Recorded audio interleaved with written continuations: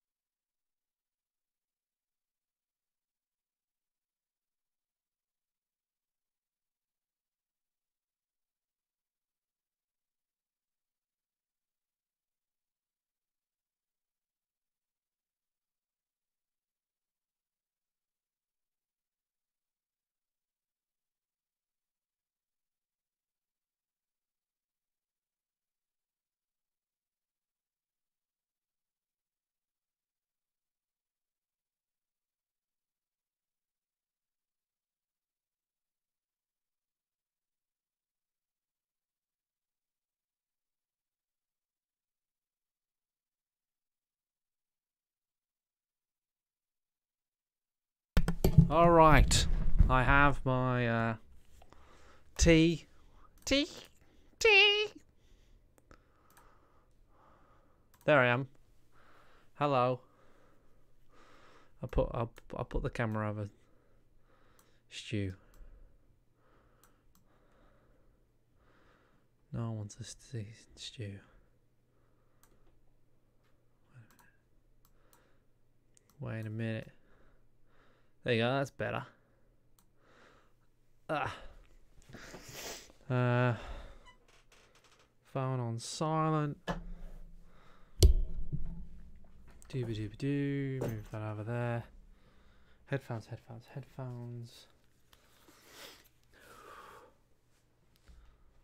And I'm in. Now I need Skype. You look knackered. I am. No, it's because let me show you. I've got like a weird eye. This happens when I have hay fever a lot. See this eye? I'll zoom right in. When I get hay fever, I get like a really sort of gunky eye, especially this left one. And I opened it this morning, and it was proper fucked because I've been playing video games. This is really close. And you know, I decided to have a rest this morning, but I've just been playing Red Dead for probably another 6 hours. Yeah, it's a Red Dead 2 hangover, pretty much. There we go. Let's cover me up. Where are they? There must be somewhere.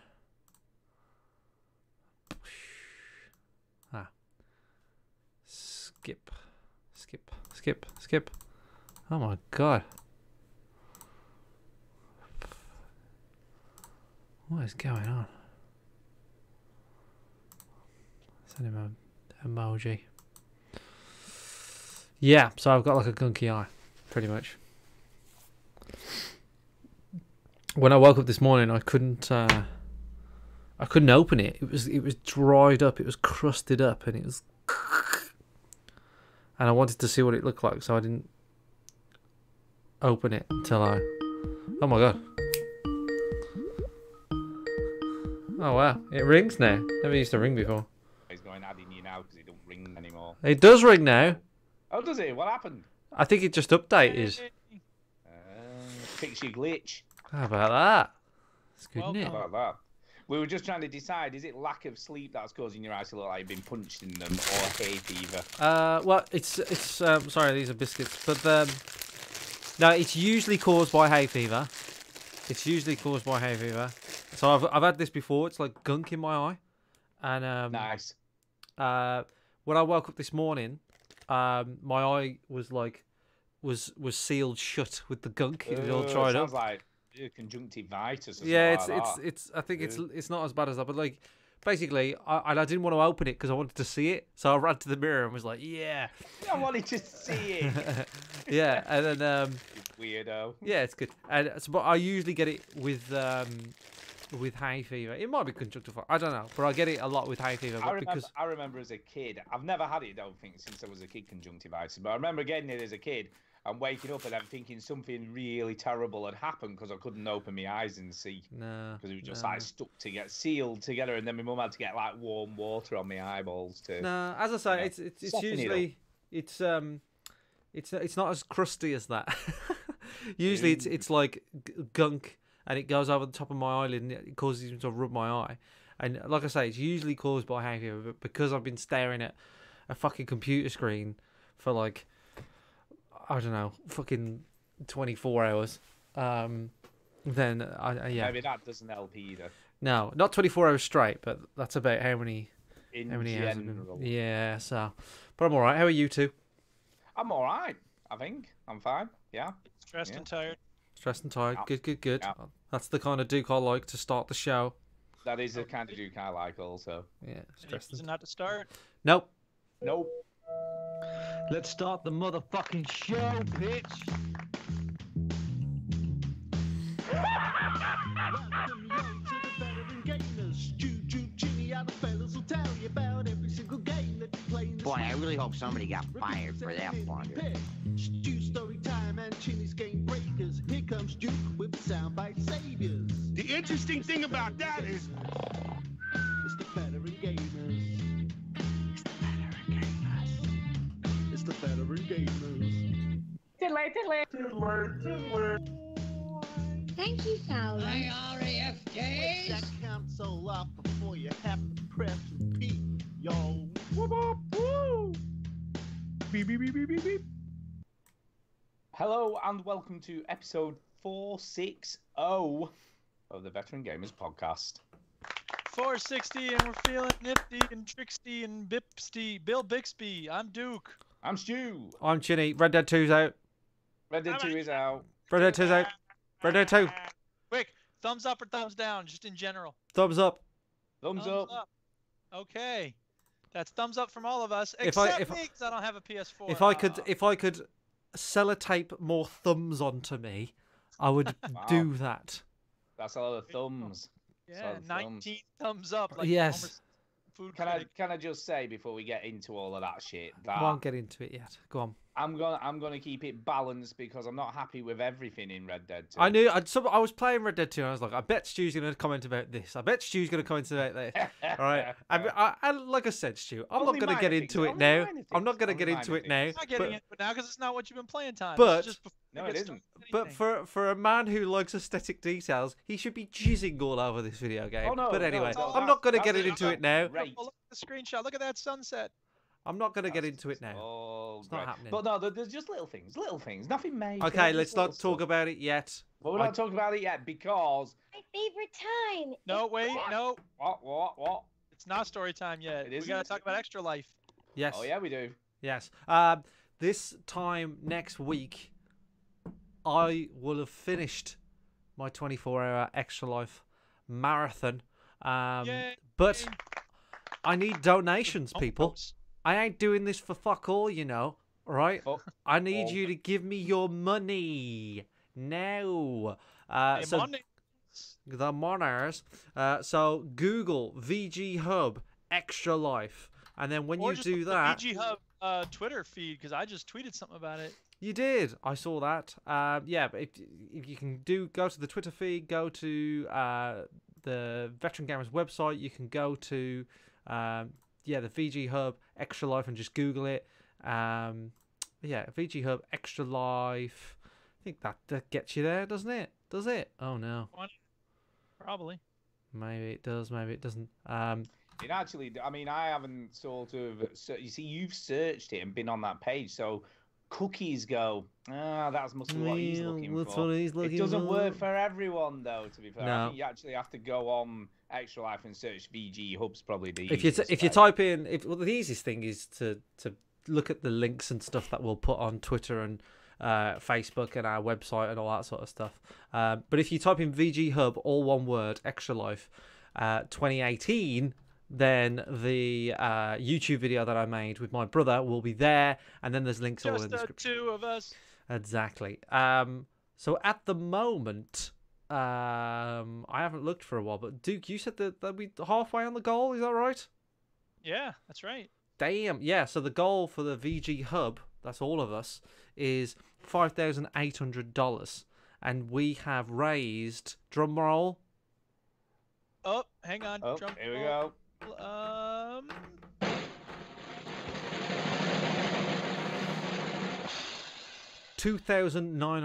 $2,915. That's not Which is bad good.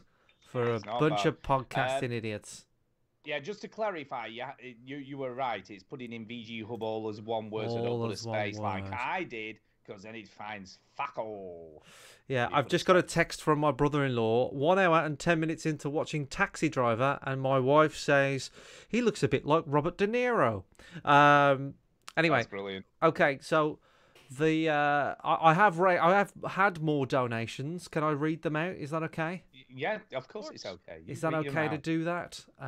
Yes, totally okay. How do I fucking find out who donated? Come on, you bastard. Where's the fucking... Come on, You can't... you should know. It's your I account. know. Donations. Found it. Right. Here we go. Daniel Fletcher has donated $5. Thank you, Dan. That's good. And Wishy Washy, your fan, who came up to you, He did. Stu. Wishy Washy Wishy-washy. has He donated. scared me after death. He did. I was He's scared. donated $50. What a legend! Thank you so What a much. ledge. He What a said, ledge. "Good luck, Mr. Chin. Looking forward to watching you play through Deadly Premonition, Beyond Two Souls, and Stu's Japanese Schoolgirl Panty Collector 4." That's So true. he's going to be True. bitterly disappointed. So I Can I- need your can I money. just I say- need people's money. No, can If I you're just say, listening, I tried to. I right? tried to donate, but it said 50 cent was too little to Yeah, donate. very funny. You're hilarious. But like Uh. people say, "Oh, you guys do this for free." This is the time to give us your cash, bitches. Now, right?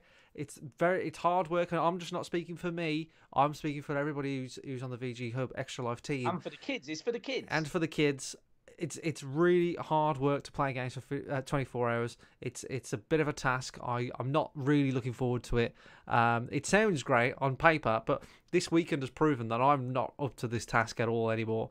But it's for the kids, right? It's for the kids. So you got to make sure that you get your fucking wallet out and start donating. So yes, do that. On other news, there is other news, by the way. There is. What Indeed, you other do. news? What are you talking about? I've been putting up some videos on YouTube. I know. I've seen. Yeah, good. Yes, I've basically put up the first 2 hours of Red Dead Redemption on our YouTube channel. I don't know. Some people have been asking for it, right? I wouldn't want to watch. I think you should give it to them, Ginny. Just give it to them. I know. I don't really talk over it. It's just literally no commentary the first 2 hours of me just playing it. I don't know why, but somebody asked for that, so I did it. But I've also put up my first impressions. We're probably going to talk about it a lot today, right? But Yeah, but you're such a liar because you said you were going to Twitch stream and then you Twitch stream some anyway.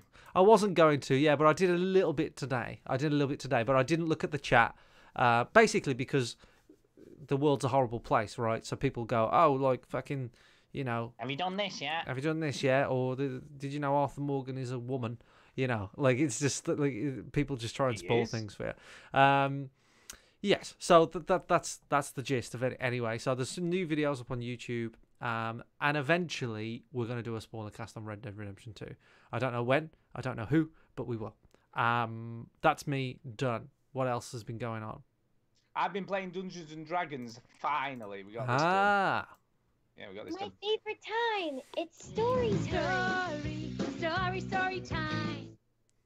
Yeah, so we finally got it done. The lads finally got round here. Millie wasn't spewing everywhere. Lewis made sure he wasn't working. And you got to it. So we finally got to it. So, yeah, so I'll talk a little bit about how that went. I bought the starter pack for Dungeons and Dragons, which I've got to say is pretty good value for money. It's pretty good value for money. So it cost, I'm trying to remember, I think it was about 15 quid. Fucking hell. But for 15 quid, you got ready-made. You got 5 ready-made characters. So you got 2 fighters, a wizard, a cleric, and a rogue. Why are they telling you what kind of characters to have? You should make up your own mind. Well, yeah, but these were already done with all stats and weapons and all that. Throw it in the river. Shut up! It's just to get us going. I'm just kidding. I'm just kidding. But they didn't have names, so you could still put your own names on there and what have you. Sweet. So that was so. At least you could. Yours. What did they call them? I didn't have one because I was. I know. What do the other people call theirs? So Dan Wizard face. No, Dan was a fighter called Raoul. Raoul. I am a fighter and no Romeo. Yeah, I'm guessing you know the reference there, but it had more to the name, but I can't remember. It was some sort of Spanishy thing, Raoul somebody. Do I know what Raoul is? That's just a common name. What am I supposed to? What's Raoul? Raoul. Anyway, it sounded quite cool. What was kind of cool? Well, he'd obviously given a lot of thought to his backstory. Yes. So that was kind of cool. So he was an ex-pirate who'd come ashore and wanted to find some adventure on land. Yeah. So he was a bit of a swashbuckling pirate who was good with swords and such like. Yeah. So there was some stuff there. Yes, and Lewis's character was the same as his gamer tag, which is Mr. Barry somebody. Really, it's not Barry White.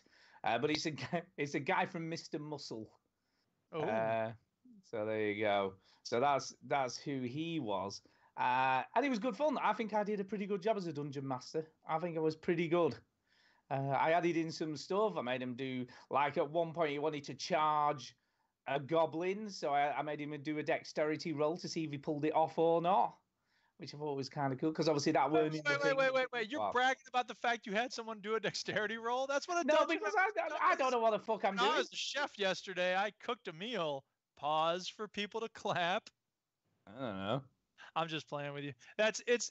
No, I mean that's the thing. That's what a good dungeon master does. Thinks on his feet, and yeah, you use those tools to make the moment come to life. Yeah. So well though, did they have fun? Did they achieve their goal as adventurers? Mr. Barry Scott. By the way, is the surname. I keep thinking of Mr. Barry White for some reason, but it's Mr. Barry Scott. Barry Scott. Barry Scott. So that's it. That was his. Bang! And the dirt is dead.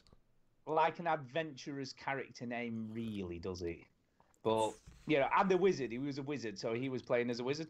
Hey, you know what I learnt today? Talking about wizards. What did you learn today? I learnt that Leroy Jenkins was staged. Yeah, that's what I hear. Anyway, carry on.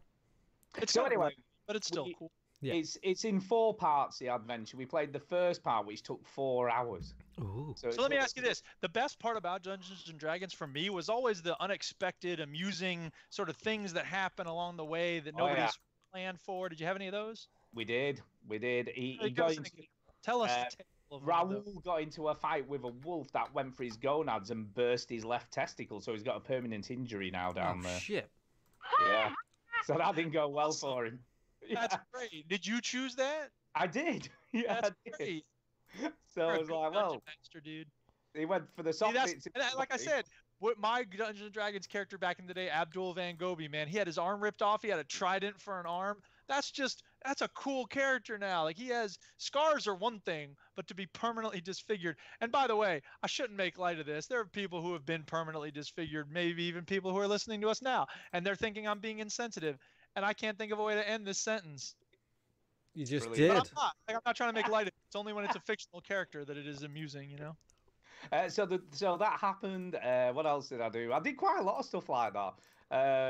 Because obviously there was one point when the goblins flooded the cave system, so everyone got Mr. Barry Scott got washed away, but Dan managed to hold onto a rock outcrop, so he managed to survive that. There you go. And then I obviously went, oh yeah, you need to take some bludgeoning damage for that because obviously you've rolled out of a cave. So I had to think about. So, but I think I did. Listen to yourself. I've never done It's it just before. like everything that Chinny loves about role I playing. know. Medieval settings, except without the graphics or fun gameplay. Plus, what else happened?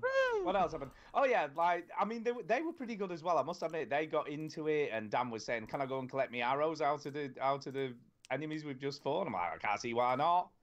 But then I would sort of say like one of them had rolled over and when he fell and broke the arrow, so you couldn't collect it after all. That's good. And if you have you might have like one more person hiding in the tree line, and then when they go to get the arrows, they open fire, and it's like or ambush.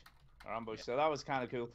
What I also did was like when he used one of his magic spells, it disintegrated the arrow, so he couldn't collect it for that reason either. So that's kind of good. So I had to I kept thinking of things that might happen. So I was trying. What was weird about it is I was sort of reading ahead on this, because it gives you like little snippets of what you're supposed to say at whatever times to guide you through the adventure. But I adapted a lot of that stuff, so I was reading ahead while they were making this. And at one point, I'll tell you what else I did, which was kind of funny. They were outside the cave discussing what they were going to do. Go on. They were outside this. Obviously, were they going to sneak in? Were they going to attack it? And I said, while they were doing all this, I went, "No, you were talking so loud that you've attracted the attention of one of the goblins." So I made one of the goblins attack them because they were arguing about what they were going to do outside the cave entrance. So I thought that was kind of cool. Yes. So stuff like that. So you're cool. Kind of cool is not the word I'd choose, but carry on. But upshot is, I really enjoyed it. I thought it was really good. I really liked You're like, it. So. I reckon you're 3 sessions away from cosplaying. That's not the next step. The next step is LARPing. If you start LARPing, I may not be friends with you anymore, dude. I may have fallen down a YouTube black hole of watching people LARP. I may have done that. You may have done that. But we didn't. Things that we didn't quite get. Combat, we had to keep having obviously a good look in the rules to figure out what we were supposed to be doing. So stuff like part of the process when you're starting out, you'll get it. And then as soon as you understand it and have you have total mastery of the rule book, they'll come out with a new edition. Yeah. Got to roll a d20 most of the time, to be fair. Wow. So that seems to be the standard die that you have to roll. Is this even the Veteran Gamers podcast anymore? Veteran role-playing gamers. Yeah, look, if it wasn't for D&D, most of these role-playing games... Blah, blah, blah, blah.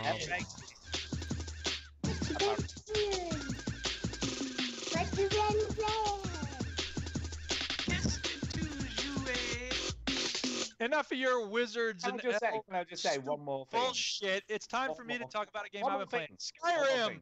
One thing, just a bit. Did you walk all over my joke? Did you even hear my awesome joke? I did. I heard it. Yeah, okay. Look, one more thing, though. If you let me finish, then you could have done your joke without any interruptions. Shut up. Or you could have let me do my joke, and then you could do your one more thing. Either way. Anyway, the last thing I was going to say, if anyone is remotely interested in trying it, look, I totally recommend giving it a go. Nope. Totally give it a go. Buy the starter thing because it's well worth it at 15 quid. That's very little money, and you can have a lot of hours of fun, even if you don't really get into it after that. Ain't nobody to play your Dungeons and Dorks. What? Nobody wants to play your Dungeons and Dorks tabletop game. Of course you do. But yeah, totally. And the other big thing don't get embarrassed and just sort of go with the flow is what I would say. If you do give it a go. No. When they're playing a role-playing game, they should play the role. Yeah, just go for it. No, I think it's the opposite, Stu. I think they should be very embarrassed and very ashamed of what they're doing.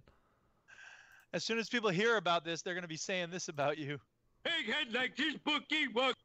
Certainly are. Ridiculous. Right, that's it. Moving on. So, Duke, Yeah, what moving happened? I have got something else to talk about apart from Red Dead. If you're scared to come to me, by the way. Why would you want to talk about anything before Red Dead? Can't everything else wait? Nope. Anyway, Duke, let's get Duke out of the way. You're not sitting with me. Are you out of your mind? What did I just say? What? He likes this. He likes to save Talk the about best. Dead. He likes to save the best till last. Have you noticed? Because that's why he always talks last. Because he assumes that the game that he's playing is always the best I'm the thing. best. No, it's just I'm Fine, the I'll best. start. I'll start Go. with League. Rocket League, Okay. brilliant. How Play was Rocket that League. this week? It's great. I love it. Yeah. Move Can on. I ask you, were you No. tempted to get a PS4 at all? Yeah, but I'm not very tempted. First of all, I don't have any time right now for video games, except that's not true. I'm I obviously have time for playing Rocket League, time for Skyrim, not time for new games. Let me know when you're done, and I'll tell you what I meant to say. I don't have time to start a new story. I don't have time to sink 2 hours at a time into figuring, exploring a new world. The reason I play Rocket League, the reason I play Skyrim is because I can pick them up and put them down quickly, and I don't really have to think about them. Does that make sense? Yeah. So, yes, I want to play Red Dead 2. Yes, I've been seeing everybody on Twitter posting things, and yes, I want to be part of that. But I feel bad when I spend any time on Saturday playing games, and I just know it would become even more of a time sink, and I would get even further behind at school, which it just isn't an option right now. So, yes, I am interested in getting a PS4. Part of me thinks that after the initial buzz dies down, then I'll just wait it out until it comes out on the PC, but we'll see. Never. I mean, the other thing is, Never. the other thing is too, if I got a PS4, that would require me moving some stuff around in my entertainment center in the front room and I don't know, the PS3 got a cell in that instance. So, that process of rearranging my furniture, I don't want to deal with that right now. You know what I mean? Like, my life in a lot of ways is about the path of least resistance. So right now that doesn't include getting a PS4. No. Whatever's easiest, and that's not easy. Okay. Rocket League, Skyrim, there's nothing really to report on those things. Although I keep adding more and more followers. So I think I have like 4 of them now. I freed someone from the Thalmor recently, and then I realized, oh, I could get him as a follower. And I said, come with me, I could use your help. And he's like, okay. And then I said, you should go get a horse. And he said, I need 1,000 gold to get a horse. And then he ran off, and I haven't seen him since.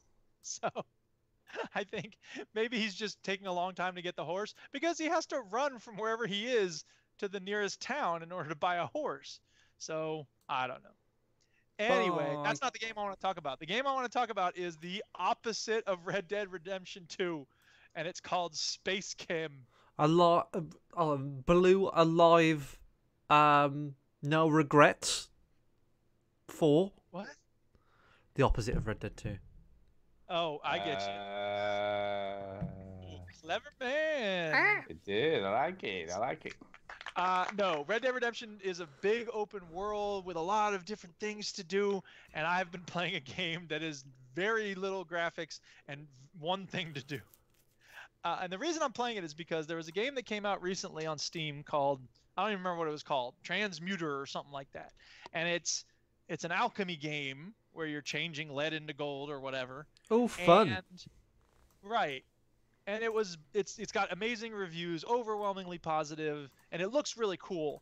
And it's by the makers of Space Chem. And I was like, Space Chem, I know that game. Someone gifted this to me a while back. And I tried it. I didn't understand it. I gave it a good try, but then I was like, nope, not for me. Uninstall. But when this game came out, I was like, okay, I should give Space Chem one more try to see. I mean, if I don't like Space Chem, I doubt I'll like this new game, right? It seems like I should play Space Chem before I go for the new game. So I went back to Space Chem. And I don't know what I hadn't gotten before. I think the problem with Space Chem is it's an example of an engineer being really smart and making a good game, but making it very user unfriendly. You know how a lot of games have a tutorial or something? This game just throws its levels at you and says, here, deal with this. And you don't know why the screen is set up the way it is. You don't know what the things moving around on it do. There's a level, I think it's level 3, as strange as that might sound. Level 3 is the level where they show you how to build a reactor. Basically what you're doing is you're combining and splitting apart atoms to make molecules. So you have these things on your screen where it'll spawn in atoms in one part of the screen, and you have to move them around using these little red and blue circles and export them in a different part of the screen. And you have basically like command nodules that you can tell it, okay, pick up the thing here, wait until the blue circle gets over there, and then you can deliver the atom here, and then you can bond them together with this other thing. And it's all very nerdy and complicated. Yeah, I remember. Do you know? I feel like I remember some controversy when this game came out, because this was like the primer version of a video game where the guy who made it was like some super scientist bloke, and just purposely just made it like if there was someone like him playing it.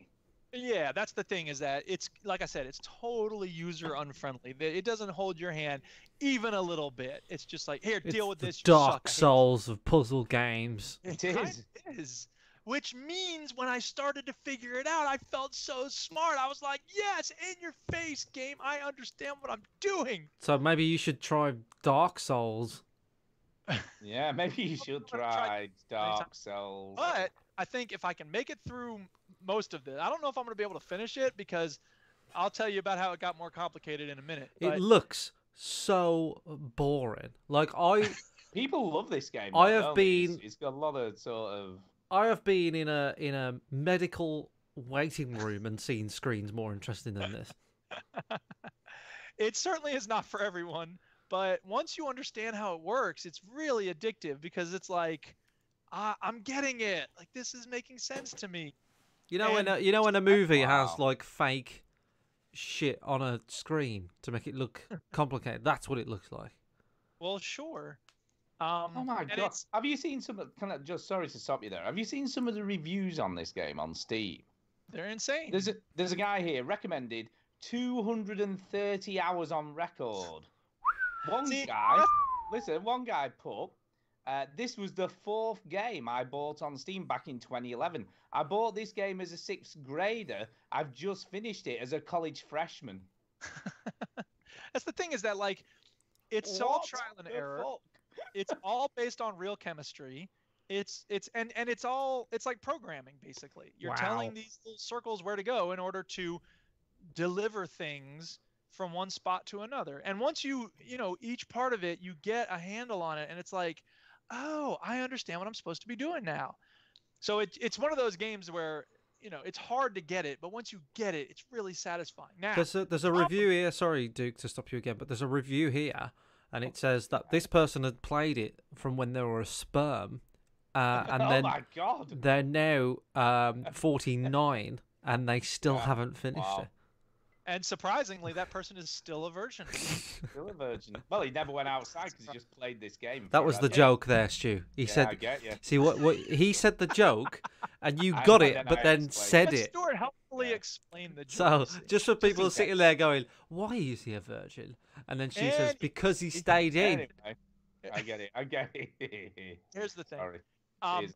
once you start to understand what's going on with this game, it adds layers of complexity. What the fuck is very- going on, Duke? It's just How whizzing do you even round. figure out what's going on? Like it just whizzed round for some reason. Do, Duke. do you actually want me to tell you what's going on? No, Once you actually, figure out what's going on, which we'll never no, do. no, Duke. That is a good question that you asked me there, because that is true. I don't want to know what's going on. No, the answer will be Alright. no. Well, I won't tell you then.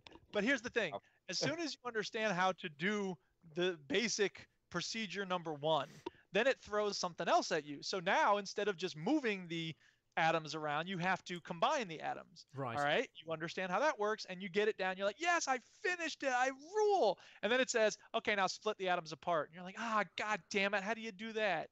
And then once you figure out how to combine atoms and dissolve atoms and all that, then you're looking right now at one reactor. Mm-hmm. So then it says, okay, Mm. here's a challenge. Here's a challenge for you with 2 reactors, and you have to basically puzzles and get them to interact with each other. And it's like, oh god, my brain hurts. So there's But a My again- brain hurts. Just oh my god! Whoa, whoa! Right, look, I'm sorry. I keep looking at these reviews. Recommended 1,742 hours on record. Oh my god. Now here's the thing. The What reason the fuck? Well, here's the thing. My guess is the reason for that is because once you can do the puzzle, then the question becomes, for some people, What is the presumably that, fuck? would you shush and let me explain? Let him explain. Shut up. those people who write those reviews, my guess is, and by the way, listeners who want to hear about Red Dead Redemption 2, I'm sorry. Yeah, you're waiting because this game is ridiculous. Space Chem is what you're hearing about now. Go on. Yeah, best game ever. Can you do it more efficiently? Well, that's what he's put. That's Right. what this guy, this 1,000 and odd hours he's put, right? He's put, And what is Space Chem? Space Chem is a chemistry themed programming, whatever. Get to the gist of it. review Space reading Chem time. isn't. I hate to have to hear from somebody who's been playing it. I know. Yeah, Space Chem isn't finding the unique solution, it's creating your unique Okay, solution. now, No, Stu, it's- shut up. Let because dude talk it- again. Whatever. That's what somebody would say if they wanted to find all of the sea shanties in Black Flag, right? Right. Like the completionists who do 100% of those really, really intricate, complicated, boring games, they're the ones who are going to spend 1,000 hours on this game because it's when I find a solution and it's like I did it, and it's like they show you a little chart that's like, well, the people who did this before, other people who've done this, here's the bell curve of how many, icons they put on the screen or how many cycles it took them. Wow, I'm this like, really I'm is for obsessive compulsive disorder, isn't it? Pretty much it is. But anyway, here's the thing. The last level that I just did turned into like a tower defense thing because suddenly there's this bulldozer headed toward your factory and you have to stop the bulldozer from destroying your factory. And I'm like, how am I supposed to do that? I just have atoms and I'm moving around. What am I supposed to do? Well, it turns out what you're supposed to do is you're supposed to flood these storage units with methane, and when they get flooded enough, they will explode. But you have to do it in such a way so that the first one floods most quickly, so it will blow up when the bulldozer's right in front of it. The second one floods a little more slowly because it blows up when the bulldozer's in front of that, and then the third one blows up when the bulldozer's in front of it. So you have 2 reactors, 4 tubes, 8 reactor chambers in order to mix and match these methane atoms. It was insane, and I was so frustrated. But when I did it, I was like, yes, I stopped the bulldozer. I'm the greatest chemist alive. Suck it, Marie Curie. So what you're saying is, it's like Breaking Bad without crystal meth. Well, there may be crystal meth later in this show. I don't know. Later in the game, you get to make crystal meth. the people that made this game have also made another game. I don't know if you know about it. It's called Brain Surgery. And like what happens is, right, Brain surgery simulator. you have to, so it's a bit of quite a realistic game. You have to study for 10 years brain surgery before you play it. And when then that's the thing. I think there are people who have spent a long time studying chemistry, and now they're like, dude, I get to use my knowledge like in this game, dude. So after brain surgery, you study for 10 years, and then you play the game, and it's kind of like Ender's Game, where there's like robots controlling. You're actually operating. Yeah, on a and you think you go. Thanks for spoiling Ender's Game for people. Thanks a lot. Well, you can. It was a fucking. He's actually killing bugs. Yeah, it's a shit film anyway. So Never mind the film. It's a great book. Fuck the book. No one reads. Hey, it's a myth. Hey, you it's and a your myth. brother, man, I'm gonna wage a jihad on y'all not reading. It's a myth. Yeah, Orson Scott Card, man, he's a good author. It's not really a book. There's no such thing as books. Yes, right. There's no such thing. Books are myths. It's all made up. They don't exist. Right. So, this brain surgery. I'm still going on with this. I'm still hanging on. Right. I know. I'm getting there. You're getting there. The joke will come in a minute. That's the end of the joke, really. I don't know how to Really? end that. But anyway, Oh, that was terrible. Thank you. We got a few people in the chat. Somebody We had said more before we started talking about Space Chem. Well, procrastinator. maybe you should have talked about Red Dead 2. Procrastinator maybe we Fabulous says, I want to get into D&D, and he also has a job. Can we get a hurrah for getting Procrastinator Fabulous got a job? There we go. And Soul Brother has to go back to work tomorrow. So yeah, we've got people in the chat. Hello, everyone. Stu, what's happening? Who's going next? You're the boss. I'll go next because I've got some other shit to get out of the way. All right. I've got a game yeah. to get out the way as well. Well, I've got that same game, I'm guessing. Oh, right. Yeah, okay, fair enough. All right, okay.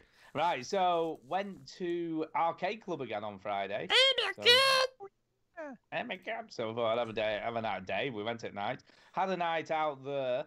And yeah, we played. It's weird, right? Because you go and you play a lot of the coin-op stuff, but you seem to gravitate back to the adult room with all the PCs and stuff in, and tend to spend most of your time in there. I want to go on the VR. I want to play poker VR. Yeah, yeah, they didn't have that. They didn't have that. They seem to just go with whatever's current. So they had Beat Saber set up on the two standy up ones, and it was Dirt Rally, I think, on the sit down driving simulator VR stuff they had going on. And they've got two PSVR headsets now as well, so they've got them set up. I think they possibly had those last time. They did. But them things are battered. I mean, seriously, like the rubber bits are hanging off. I mean, frig me, they are not in good shape. Well, there's some sweaty bastards that go to those things. Yeah. So they had Resident Evil 7, right? And I played the kitchen demo. I've never actually played the game in VR because I got rid of it before it came out. Didn't you? I didn't. No. So I thought I'd give that So a you whizzle. thought you'd give it a try? I thought I'd give it a try. Did God, ya? Yeah, and then I realised how terrible the resolution was. Jesus, that game looks terrible. I mean, I know everyone was like jizzing over it at the time when it came out, going, "Oh, Resident Evil 7 in VR, it's amazing." But it's not really. It really isn't. It looks grady. It's pixely. It really does not look great at all. It's like every VR game. I know. But it isn't, because Beat Saber looks crisp and clear. So, yeah, Beat Saber on the... Proves the rule. Antonio On the disagrees with you in the chat. He says he looks fine. It did. It looked terrible. And I played it a weekend. It looked awful. It didn't. It looked awful. I've played the PSVR, and I don't think it looks particularly great. What was that game that I played? It was like the one where it's like kind of. Res Infinite looks pretty cool in VR. That's a piece of shit as well. So the game that I played was. Brilliant. It was like what was it, like Kingdom for Keflings or something. And you're looking down. Yeah, no, I know which one. Yeah, it was blurry. It was just blurry. Yeah, it doesn't look blurry. It just looked pixely. It just didn't look great. I mean, the interesting thing is, they've been coming down in price steadily over the last sort of month or so, and I have looked again and thought, should I get it again? Should I get it again? And then having played this again, I was thinking, nope, glad I didn't. Nope. So yeah. So it's still impressive, the immersion and stuff, but God, it didn't look great. It didn't look great, and it was weird, right? Because you've got these two disembodied arms, which is just weird. Right. So it's not immersive at all, because you look down and there's just arms that stop at the elbow. Well, and I'm like, that's just weird. All right, Mr. Full Arm. I know. What you need, you know what I mean? If you're going to be immersive, it's got to at least look like you've got a body or something. It was just weird. That's bodyist. So yeah, you're swayed towards people that have a body. I know. So I'm kind of glad that I didn't get another one, and I'm glad that I played Resident Evil 7 just normally on a normal telly and stuff. So because it looks way better. But great game, by the way, such a good game. But yeah, I just want to mention how crap VR on PS really is. It's just not great. No, that you don't own one. I'm just glad I don't own one anymore. Yeah. I enjoyed it when you owned it. You was like, "This is the fucking best thing ever. I'm going to play this every week." Every week, and I sort of did. I did play it a lot. You're not playing it this week. I ain't played it since I got rid of it, obviously. It's fucking shit. But obviously, HTC and Oculus are definitely still the better headsets to have if you've got a PC that can use them. Mega obs. There you go. But Beat Saber, played that again. That was great. Played Gangnam Style again. I was pretty good at that. Then played something I didn't know, and I was crap at it. Gangnam Style. Don't play it. Don't play it, Duke. I know you're searching for it. I know he's searching for it. Sometimes I can feel it when Duke's searching for a song. And I'll continue because the only other two things I've got to talk about we've both played anyway. And the other thing that we played, we played FIFA 19 for a while. So we played about 3 or 4 matches of FIFA 19 in front of a big screen, sat on a big sofa. Like, can I do an impression of what you say about FIFA 19? Go on. It looks exactly like a real football match. It's amazing, but I don't think it's much different from 18. You know what I mean? Yeah. So we created a game that would never happen in real life, which was kind of funny. So yeah, I played as Preston North End. Yeah. And yeah. So that was against, I think it was Barcelona. That might happen. Yeah. So Nick played as Barcelona. And do you know what I thought? Does it make any difference? Yep. Will it make any difference? Yep. Yeah, it did make a difference. It won 7-0. Because all the Barca players can just run rings around all your players. Yeah. Whereas when we played sort of Man City against Everton, I think it was 4-3 to him. So I did score some goals. But as Preston, we and I didn't realise this as well, which was kind of cool. I didn't know this. If you put both your controllers on the same side, then you play as the same team. But it was a bit weird. You didn't know that? No, I'm supposed to know. I never play FIFA. Why would I know? That's been like going on in not only FIFA, Sure but it has, but why would I know every football game that has been why alive would I ever since know that? I've seen this- 1998. I never played a football game till this Fucking year. hell, what's the matter with Why would I you? know that? I don't like football, but I've played them, you bell. Yeah, no, but I haven't played any of them. What I just the said that, fuck? so why would I know it? What But the anyway, fuck? It worked pretty well when you were attacking, but not so good when Did you you were know that if you press A, it passes the ball? defending? No, it's X if you're on the PS4. Actually. Don't be a fucking Wait a minute. smart Wait. You can double jump in Rocket League? ass. Exactly. Who knew? So we did that for, and we still couldn't score a goal. He was obviously a lot better than I was at it, so but we couldn't score a goal against Barcelona. They still stopped us from scoring, so it wasn't brilliant. Exciting But stuff. that was good. That was kind of it for that. So we should get on to other stuff that we both Yeah. played, I guess. So what are you starting with? Spider-Man. Spider-Man. Spider-Man. Yeah, I'm very close to finishing. Oh my by the god, I way. should be playing that other song. Oh man, I can't believe I didn't play this. I'll play it at the end of the episode. It's about Spider-Man. Oh, love it. Yo, you're gonna love it. I okay. bet I won't. But Oh, there you can't go. wait. Can't wait. I finished yeah, it. Finished. Yeah, I know you finished, and I've Finished the finished. fuck out of it. I've nearly finished, and I did debate. I'll be honest with you. I debated trying to get that finished before I started on Red Dead, but then I wanted to play Red Dead before we did the show, so I'm like, I want to play some Red Dead. Fuck it. Yeah. Well. I'm very close to the end. I'm in the middle of Act 3, so I've Oh yeah, literally yeah. You're there. probably got about an hour or so, hour and a half. I would have thought, maybe tops. Can you and I'm hint done. at what's happening in the game? I can't remember. What's happening? I've just had some crazy acid trip. Yeah. No, you're getting there. You're getting there. Yeah. You ain't got long Yeah. left. I finished it on that session. Yeah, that's what I mean. I don't think I can tell that I'm not very far from the end. You can kind of tell, can't you? Indeed, you do. Yeah. So as I say, I finished Spider-Man. I think it's fantastic. I absolutely loved it. I will. My only criticism. I mean, I've talked about Spider-Man to death for the last 2 weeks. Yeah. My only criticism really is that it drags a little bit towards the end. I feel like they give you a bit too much to do with the crimes. So the crimes are 5 random crimes keep happening in each region, but there's like Fisk Yeah, but crimes. you don't have to do them, do you? No, but like you get No. rewards for doing Wanna them, be and a you. quitter, you don't. I wanted Yeah, to but 100% the I- game. I'm playing on amazing, so I'm not playing on obviously the hardest difficulty, but I think that's like normal difficulty. Yeah. And I've upgraded most of my powers and stuff, Uh-huh. but I haven't unlocked all the suit powers or any of that malarkey or bollocks, and I've not really struggled at all.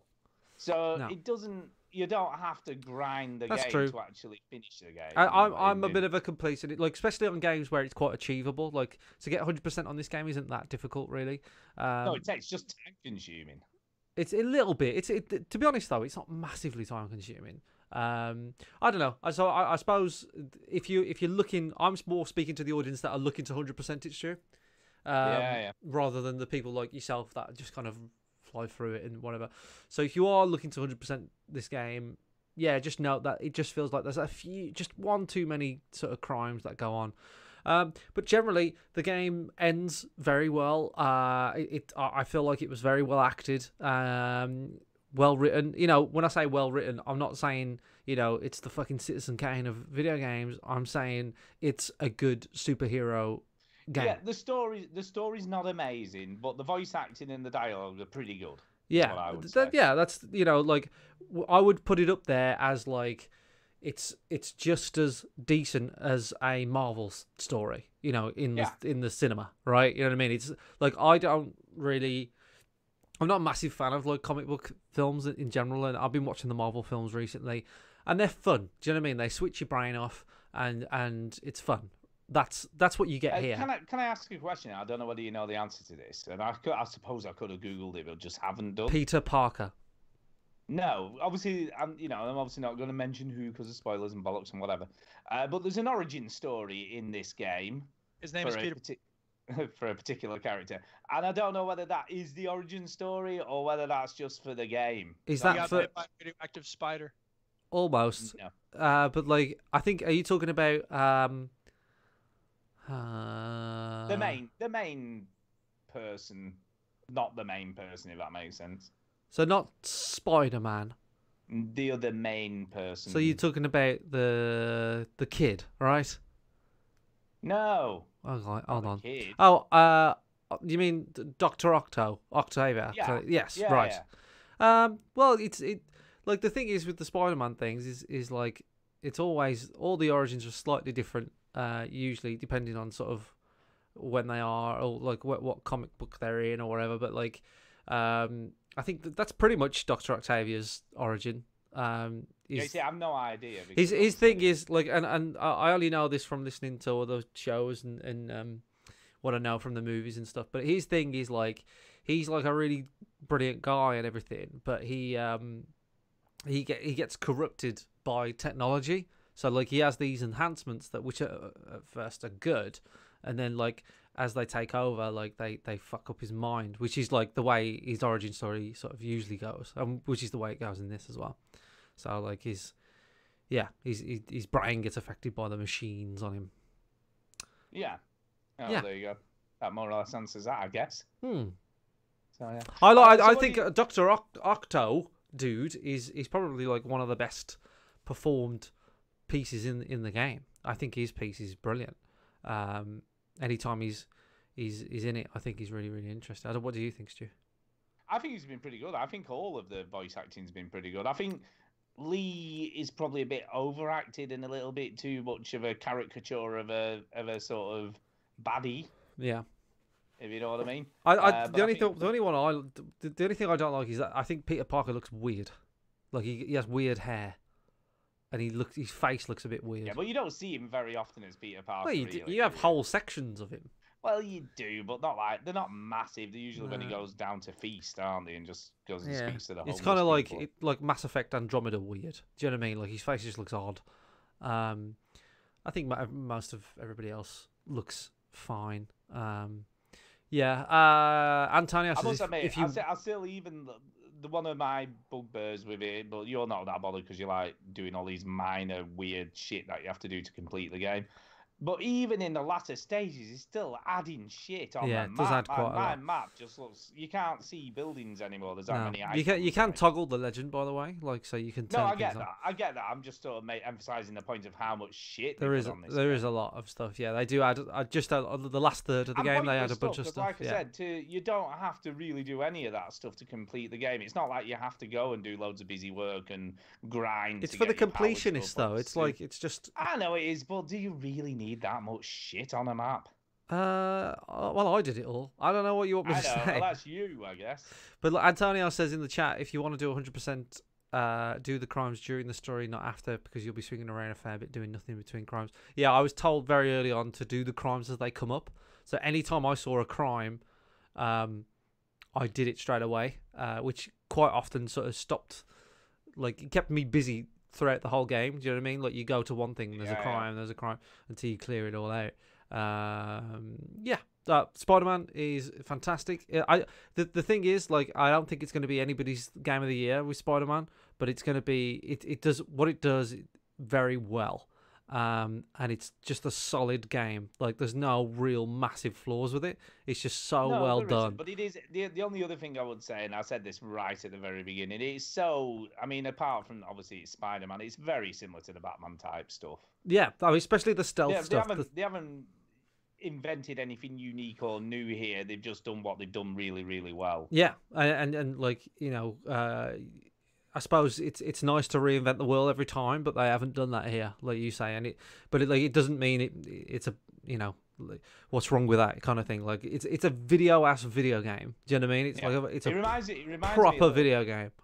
A little bit like Uncharted with the enemies, because you've got like the one that carries a gun, the one that carries a rocket launcher. They're heavy. You know what I mean? Like the stereotypical, and what it also does is depending on it doesn't matter which type of enemy you get. They've all got the same sort of class, if you will, like different classes. Yeah. But they're just different skins. Well, that's you I don't know. You're splitting hairs now because a lot of video games do that. I am, but it is that kind of right. Here's a heavy. Here's a it's a formula. Yeah, it's a formula. Yeah, that's all it is. It is. It's very formulaic. There you go. This is the first first platinum I have ever got. Is, Oh, so you've done it. So you did the platinum then in the end. Yeah. So you did do all the crimes and all that. bollocks. Nice. this is the first. I never realised that. I unlocked it and I was like, yeah, I'll have a look at that. Great. And then I'm not really that invested in trophies on the PlayStation. And I was like, I'll have a look at it. And then it was like, you only have 1 platinum. I was like, whoa. But funny enough, they added some more achievements now, so it doesn't even say 100%, which is annoying. No. It says finish the game, new game plus. So there's a trophy for Ooh, New Game Plus. yeah. You have there's- to do it backwards. but they added a new difficulty. So they've given you can unlock a trophy for finishing New Game Plus, and you can unlock a trophy for finishing on the harder difficulty. And then there's DLC as well, and the first DLC is Black Cat. I have to say I probably will get the DLC. I'm not really a big DLC guy, but I might get it just because I just enjoyed the game so much, right? That more of it is fine. Do you know what I mean? It is a very, like you said, like it's a very gamey game. Yeah, though. it's just It a is game. Like, hey, here's a fucking open world. Guess what? It's really fun to go around. Brilliant. Here's a bunch of guys. Beat them up. It's really fun. Brilliant. Here's some Now, stuff. who am I? Oh, I'm gonna fast travel everywhere. I only did that twice, to be fair. I've only done I it 2 was or 3 stupid. times. That was Yeah, most stupid. of the time I have swung around. Good. But I'm just like, The more I think about that, the more annoyed it makes me.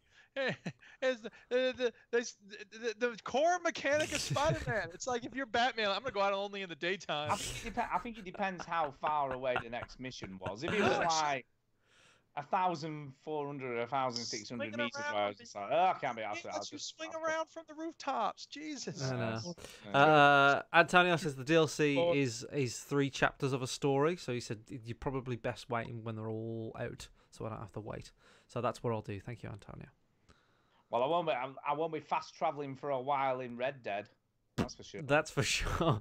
Yes, Well, I mate, thought they- you might they say made that something about that. Difficult to do. Are we? Is there anything else to talk about? Are we ready to go to Red Dead or? No, what? let's get on to Red Dead. So yeah, I'm going to Red try and finish Dead. Spidey this week though, because I'm so close to the end. I just need to box it off and get it out of the way before I really get stuck into Red Dead 2, I guess. Okay, so for the record, we're not going to spoil anything in Red Dead. No, we're not no, going to talk no. about any story developments, any sort of interesting character moments or anything like that. We won't do that.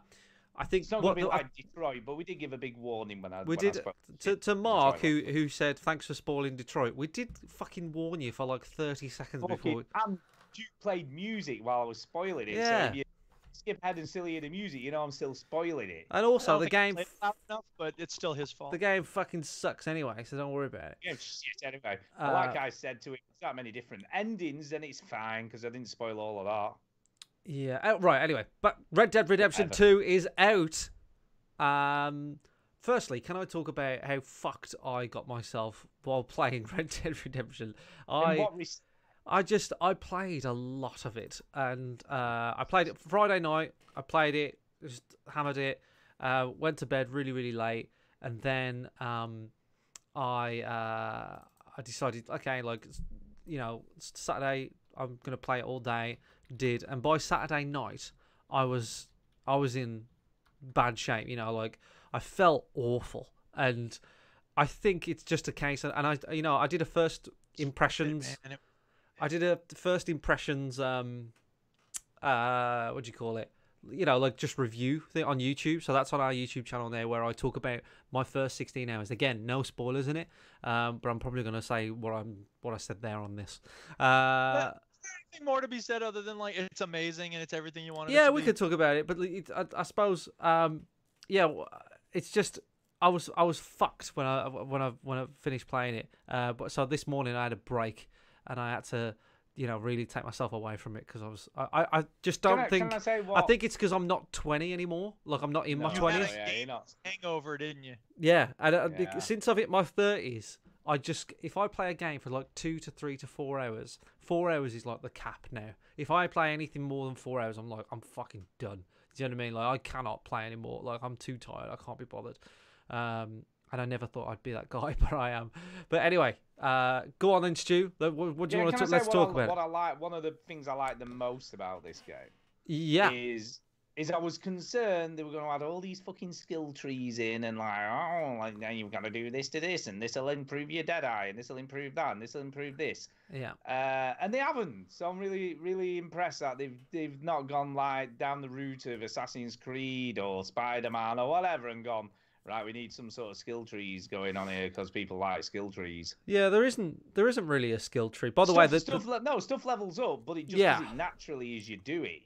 By the way, the clip that Which I'm makes playing sense. now, is just kind of like a standard like robbery of a house. It's not. Oh well, really... the link I put was just sandbox, so someone just roaming around finding random stuff. So there were no story missions or anything on it. Yeah. So yeah, you know, it's Red Dead Redemption 2. I don't know, where can I start? Okay, graphically, let's start with aesthetics. Amazing.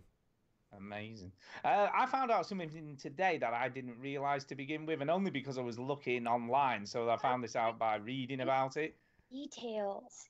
And not a spoiler, but I didn't realise if you put a waypoint on the map, then start obviously galloping, and then put it in cinematic mode, it'll automatically go to your waypoint, so you don't have to actually control the horse or anything. Yes, I figured that out. But it doesn't tell you that. It doesn't tell you that. I figured that out. I know, that's what I mean, though, but it doesn't tell you. Fuck off, right? You're the person that likes... How are you supposed to know Shut up. Though? Right, you can't talk for the next 30 seconds. You're the fucker that likes Zelda Breath of the Wild, right? How are you supposed to know that, though? I mean, and come Zelda on, Breath of the Wild doesn't tell you fucking nothing. No, it doesn't, but this is Shut stupid, the fuck up. Because you have to go through all these To be processes. fair, to be fair, cinematic mode means a lot of different things in different games. So I could see being confused by I that. figured it out, but I'm smart, so what can once you you do it once, it's not that big a deal, though. No, it shows you how to put it into cinematic mode. But it's still the first thing you needed to complain about. It's not. It's a very minor thing. But I must admit, right, when I put it into cinematic mode, and or then you can keep talking about it if it's well, not. Yeah, let it talk. Let it talk. About something else it does. You can click the right thumbstick to change camera angles and stuff, so it looks more like watching a movie or whatever. But then I kept thinking, but every time I tried to do that, which is obviously you're having to use the same hand as the X button, I'm thinking, well, he just slows down, so you can't just watch him get to wherever he needs to get to and just, keep playing. It would have been nice if it had just done that just automatically when you're in cinematic mode. It just keeps up with the group that you're with, and you can just keep switching camera angles while you're waiting to get to his destination. I see what you're saying, and it does switch cameras automatically. No, it does, but you can do it manually as well. I know you can do it manually, but I see what you're saying, Stu. I just think it's really pathetic that you're talking about it. Why? Because it's just such a fucking, like, you just press the stick in if you want to change the angle of this. It's not what we're... Like, it slows down and all that stuff, right. And it's like... For a man... use your other hand, which is what I was doing. For a man that loves fucking small details, right, you must have fucking jizzed at the opening of this game. Oh yeah, look, right. These are just really minor complaints that I have. The game overall looks incredible. Yeah. I mean, the snow is amazing. The way that you track through it, and obviously all your trails stay where you walked, and the fact you can just track stuff. Yeah. Following the trail in the snow. And like your wind, the wind affects like if the animal can smell you and stuff, which is I thought the Deadeye's been improved quite impressively as well. I think that's a lot slicker now than it obviously originally was, because it literally is just slow down now, isn't it? Yeah, it's just very sort of bullet timey. Yeah, what I like about the Red Eye, or the Dead Eye, sorry, not the Red Eye. I got Red Eye. What about like the Dead Eye is, the characters like sort of stand out a little bit. Like they're highlighted a little bit, so it gives you just a bit just to go on. It does that mark and execute thing, which I thought was proper cool. Well, you can select it yourself now. Yeah, I can. I don't know if you can, but no, I'm not got that yet. Yeah, you get good at it where you can sort of like, because what you do is you put your crosshair over a person and it auto aims, right? Is that correct? Yeah. Well, now what you can do is when you're going Deadeye, you can press RB, and you can like basically you can do like headshot for him, headshot for him, headshot for him, and then they're all dead in 3 shots, which is pretty badass, absolutely badass.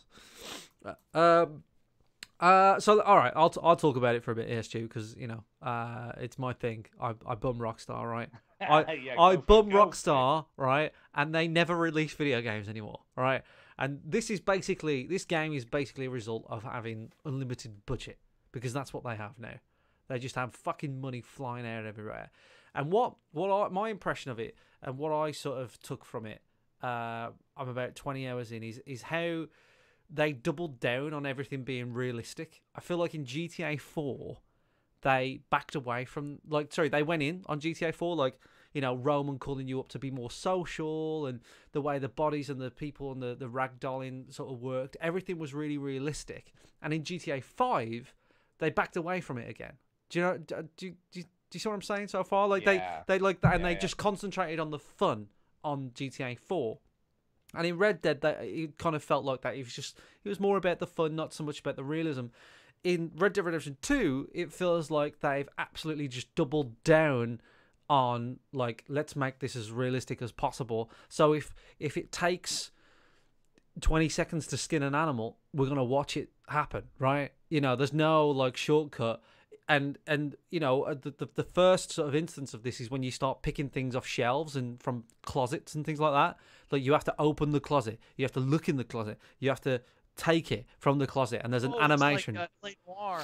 This is what I say on my first impressions review. You can see the elements of the other games seeping into this, because you look at it and you go, oh my god, this is LA Noire all over a fucking again. Am I gonna have to rotate these meaningless objects?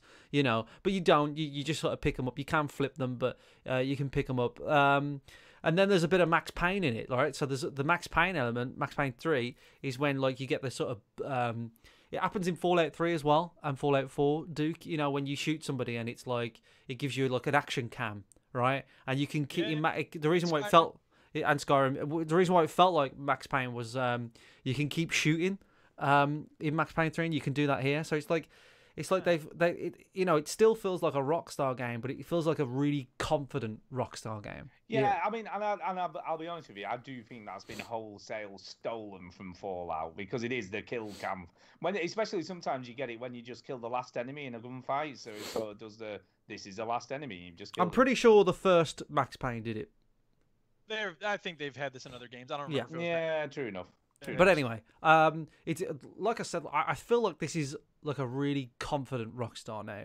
They've had 8 years to let this brew, right? And they've just gone all in and gone we're gonna do what we want this time. We're not gonna, because I felt like people sort of reacted badly to GTA 4 in terms of how realistic it was, whereas people just, are just so hungry for Red Dead 2 that they just went, right, we're going to do what we want. We're going to make sure that it's so, everything feels so realistic. Even so much as what clothing you've got to wear. So that's Zelda's a little bit of Zelda. Zelda Breath of, I was very, very, very shocked of how much Zelda Breath of the Wild creeps into it. And again, I say this in my impressions video. It's not like they were making this game and then Zelda comes out and then they go, hold on lads, we've got to change everything, right? Because that's not how video games work, right?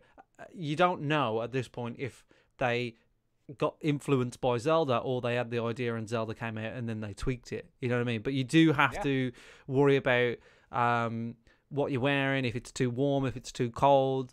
You do have to cook like you do in Zelda. But what I like this more. I find it all a bit of a chore, I suppose, in Zelda, whereas in this I don't mind it as much. And I think maybe because I prefer the setting of it, but also it's not as tasking as it is. Say for example, if you haven't got warm clothes, right?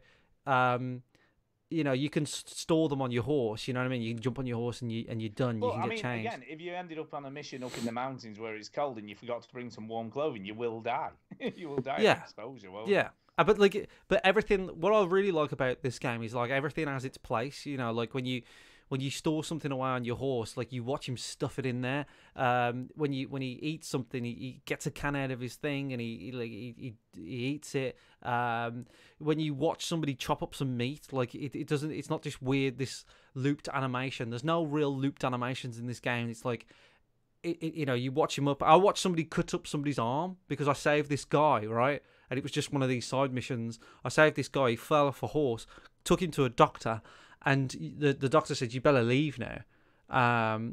But if you stay around, you can watch him saw off his arm." And this whole scene plays out, and he keeps talking to you.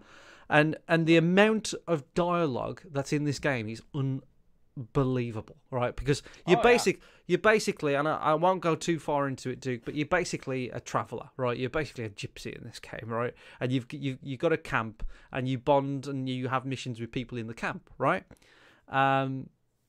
And you know, sometimes they have a cutscene and a mission that you go over to them and you do stuff with them, and that's a full-on cutscene that's fully voice acted and stuff. But the big feature in this game is the left trigger interaction, right? So if you hold left trigger on something, whether it be a person or an animal, you can interact with it somehow, right? You can talk to them, you can greet them, you can be nice to them, you can be, persuasive, you can charm them, you can aggravate them, and you can diffuse. So that before, well, yeah, I had a thing that happened at a train station where I was just looking in the direction of one of the station dudes, and he was like, "What are you staring at?" Yeah. So I did left trigger, and it's like diffuse the situation. So I clicked on that, and he's like, "Oh, sorry, mate, nothing. You know, I just got a bit lost in my thoughts or something." So this is So this is like the biggest difference with this game and any other Rockstar game, right?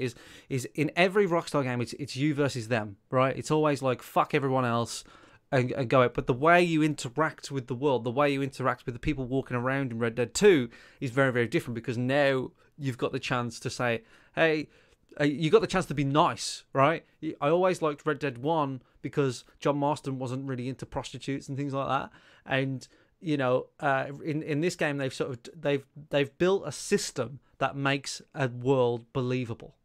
I think that's what I love about it. They built a system that makes this world believable. As, like today, I did one of the missions, and obviously the law turned up, but they were on the other side of the building to me, and because obviously they knew something had gone down and they were searching, but obviously it says individual not identified or whatever, yeah. So I just sneaked away, and that was that. You know, I didn't even have to be chased or anything. I just tripped over a tree on the footage. Just watch the footage. I fall off my horse quite a lot.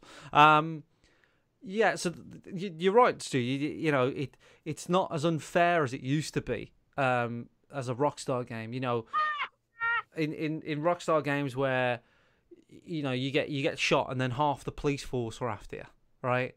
And then you're like, well, how do they know it's me? You know, they've created this system that makes you believe everything, right? And I did a side mission today for let's kind of call it like a showman, right? And it was a fantastic side mission. It was so good and so well made and funny and all this sort of stuff. But you can follow him, and even when I followed him, he says, "We don't need any more assistance. Like, why are you following me?" So they make all this dialogue for everybody, and when you're walking around the camp, you can just talk to people. I've had conversations with people in the camp, and there's this whole string of dialogue about what just happened that was completely unprompted, right? That was like, you can walk past it, you can not do anything. And more so than any other game, not just Rockstar game, more so than any other game, I spend a ton of time downtime, like just chilling out, looking at stuff, walking around the town. I'm absolutely just soaking it all in. I love it. I adore it. Yeah, can I also say one of the other massive changes for me is the horse, and not so much the mechanics of the horse, but the fact that the horse has its own stamina and health and everything now, which obviously wasn't in the first game. And your horse can die, so you can bond with a horse and level it all up, and then he can die. Have you had a horse like almost go down? I haven't, no, but I have crashed into stuff and knocked other horses over. So I had a horse. I had an instant run-in with like a couple of guys, and my horse got injured, and it was on the floor. Right, and I was like, "Well, my horse is dead," but it wasn't. It was like struggling and kicking and stuff like that. So you can walk over to the horse, and you can make a choice whether to save it or kill it. But you can only save it if you've got like horse reviver, like a liquor. horse medicine. Or yeah. So if you don't have one, you've got to kill it. You know, and you've got and you name. The thing is about your horse though. About your horse though, you give it a name, you brush it, you feed it, you say "good girl" when it's like a bit riled up, because sometimes. And the thing is, even brushing it is a thing, because if you don't brush it, then its health goes down. You got to brush it and feed it, and you can run it through a river as well to wash it. Yeah. I don't know if That's you remember right, that. Yeah, water, any sort of water. any sort of water, you just run it through there and it'll wash it. You know, the one thing that I really liked, and I you know, I don't know. Right, you know, this is in the past, Duke, right?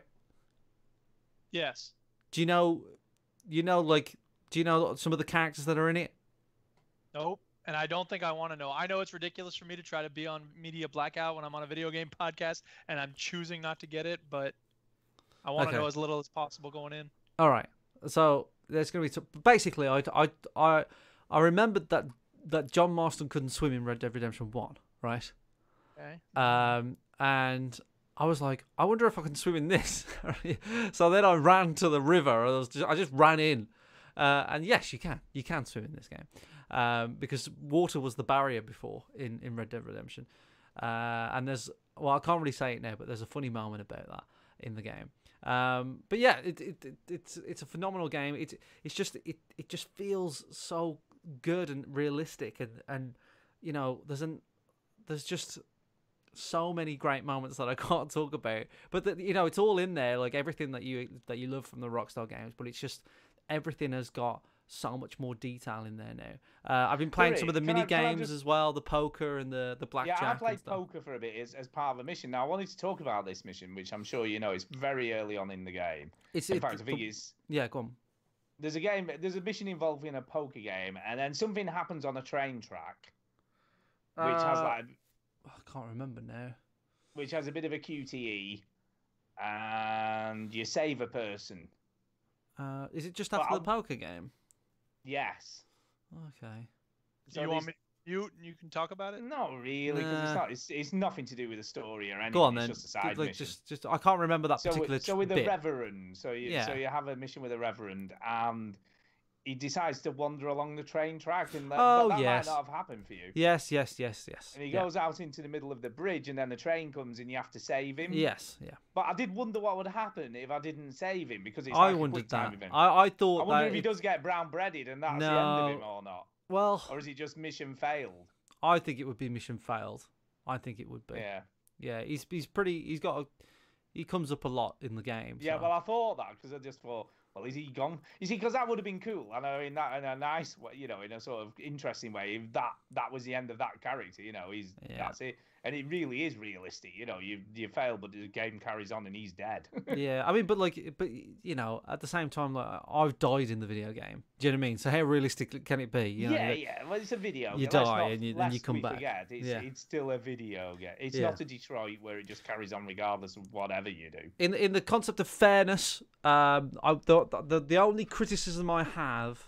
Really, like I don't really mind the busy work, like the cleaning of the gun, because you don't have to do it very often. It's not that. People made out in the previews that cleaning the gun was like, oh, it's so fucking laborious, and you know, I was like, it hardly comes up. You know what I mean? Like you barely do it. And people made out that like storing stuff on your horse was a big deal.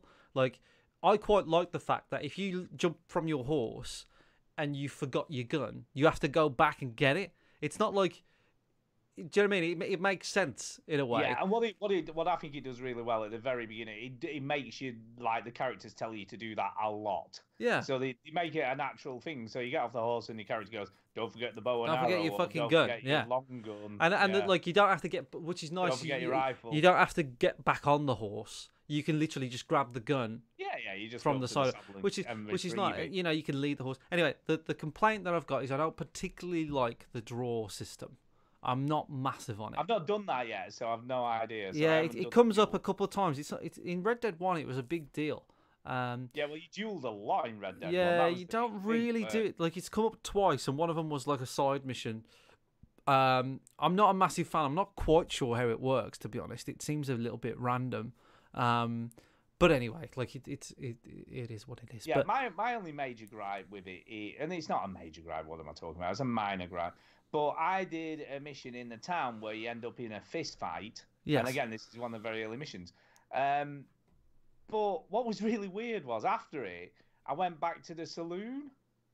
Yeah. And all the people you just had a fist fight with are dead. Yeah. And I'm like, how are they dead? You just had a punch. They shouldn't be dead. And you can't punch actually really hard. Yeah. You can't loot any of them. They're just there, and you can't Yeah. do anything. And I thought that's just makes no sense. Yeah, I think I went back into the When I bar think how after that. much detail they put into everything, and this is like a main story mission thing. Yeah. You'd have thought they'd have just been like that. It was just a bit of a fist fight, and that was the end of it. Because you just have a bit of a punch up. It's not like you're shooting people or stabbing them. It's just literally a fist fight. It made no sense. Yeah, it's a minor thing. I went back into the bar because I wanted to get my hat. That's why I went in, because my hat fell off in the fight. I was like, I need my hat back, so I went in there and everybody was dead in there, and I was like, yeah, I'm gonna leave because I did all this. So no one's bothered. You don't end up wanted or anything for that. No, but they do talk about that bar fight a lot after the game. They go, oh, you the guy in the bar fight? Like, I'm on chapter 3 you're the guy now. that killed everyone with your bare fists. Yeah, I'm badass. Yeah, I'm on chapter 3 now. So Yeah. I don't know how many chapters there are in the game, but it's quite nice that it's split up into chapters. Yeah, I'm on chapter 2. Yeah, chapter 2. Chapter 1 is basically the intro. Yeah, and it is. I have to say, it's a phenomenal intro. It's a fantastic entry to the game. It's very linear, and it's about 3 hours. I know GTA 5... And interesting missions to get you into everything. Oh, as it's well. brilliant. But GTA 5 Yeah. has a very linear intro, right? So I'm not shocked that it's so linear, but I'm shocked that it's so long, because I don't think GTA 5's intro is so long, right? And the game starts to let you go about 3 hours in, and it is a big intro, but it's fantastic. It's phenomenal. Like, it's such a great, the opening. It's dark. It's in the snow. It just looks fucking brilliant, and it just gets better and better. It's a great introduction to the story and the characters. Do you feel like you're getting to know the characters, Stu? I don't think I think what he's done a really good job of is sending you on missions with quite a few of the characters individually at the beginning of the game. So, but they're memorable, though, aren't they? Yeah, that's what I mean. So rather than just chucking all these characters at you that you can interact with, it's actually introducing to all of them and what their sort of role is in the camp. Yeah, which I thought was kind of cool as well. I quite like that. I did have another funny glitchy thing that happened to me where, Uncle, because you do a few things for Uncle, don't you? In the camp? Who's in Red Dead 1? Uncle. Yeah, well, he's again one of the early missions that you can do.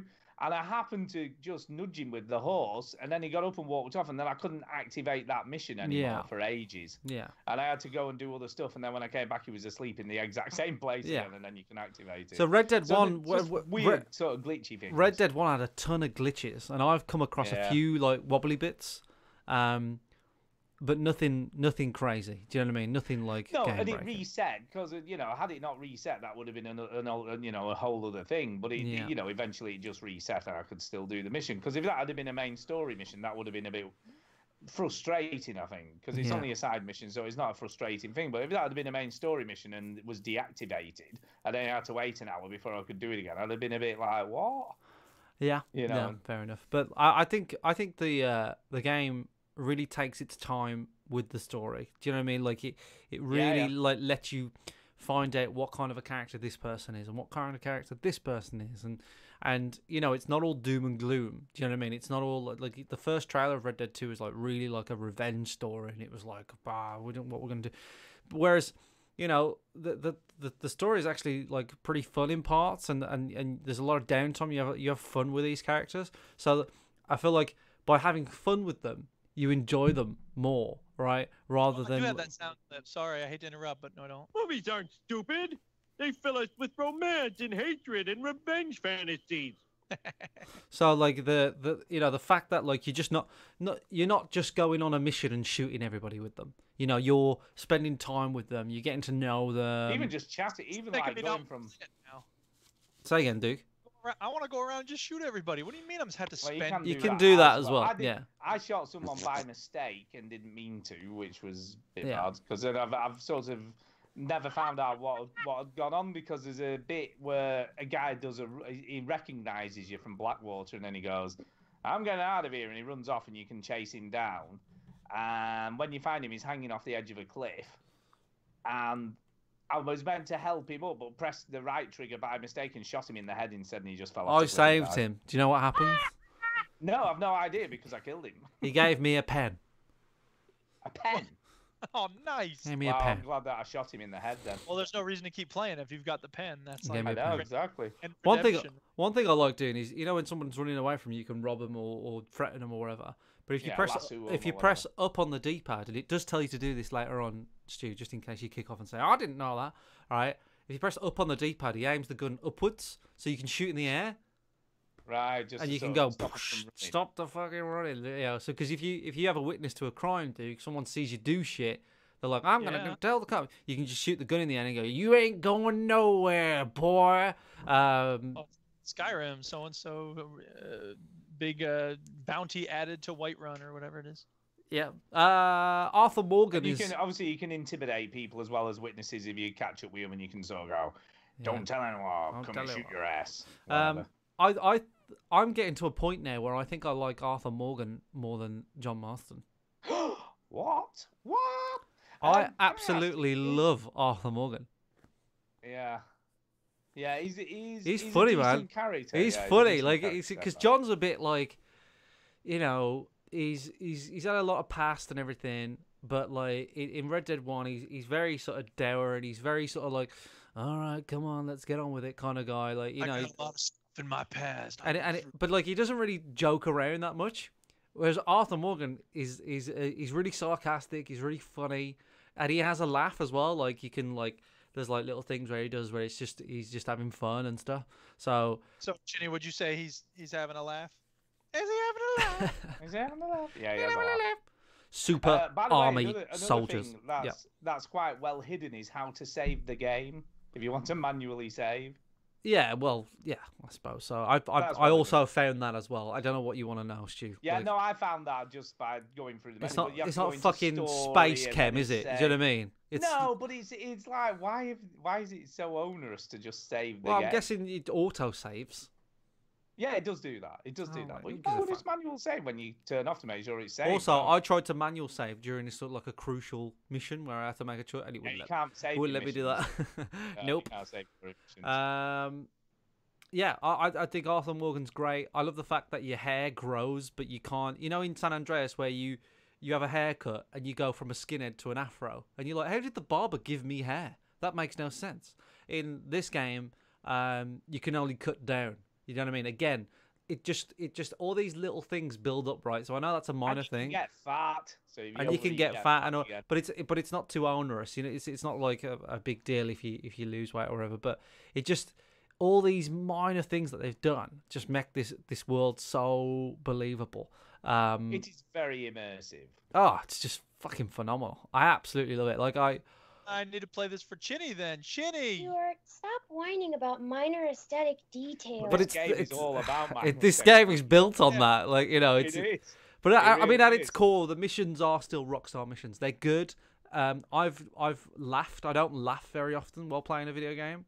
I've laughed.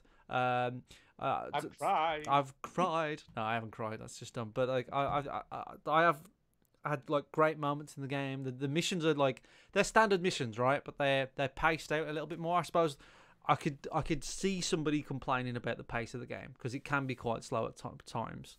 And the one thing that I know that you sort of alluded to it, Stu, and I know that people will probably complain about is that no shit, there's a lot of fucking riding your horse in this game. Whereas Oh, yeah. I think Yeah, I yeah. think the last 8 years have changed that kind of perception of video games. I think 8 years ago in Red Dead Redemption, we were quite used to driving around or riding around and not having as many sort of, you know, fast travel points, right? Whereas, you know, with games like Assassin's Creed and Zelda and, you know, where you can, I think in Assassin's Creed you can fast travel when you want, and Spider-Man you can fast travel when you want. Like, there's this demand that players have where they go, I should be able to fast travel when I want. Fuck you. Whereas Yeah, but to be fair, Zelda doesn't make it easy because you have to unlock all the towers before. yeah, you can and start that's a fast standard, traveling. but that's standard. Like Skyrim does that, Fallout does that. It is, where- but some of those towers are really difficult to get to the top of. They don't make it easy for you. No, but like you can be in the middle of nowhere and fast travel. That's what I'm getting at, right? Yeah, yeah. In Zelda, you can be at the top of the mountain and go fuck this and fast travel to a tower, right? In Red Dead, you cannot do that. Because, why? You can't do that in real life.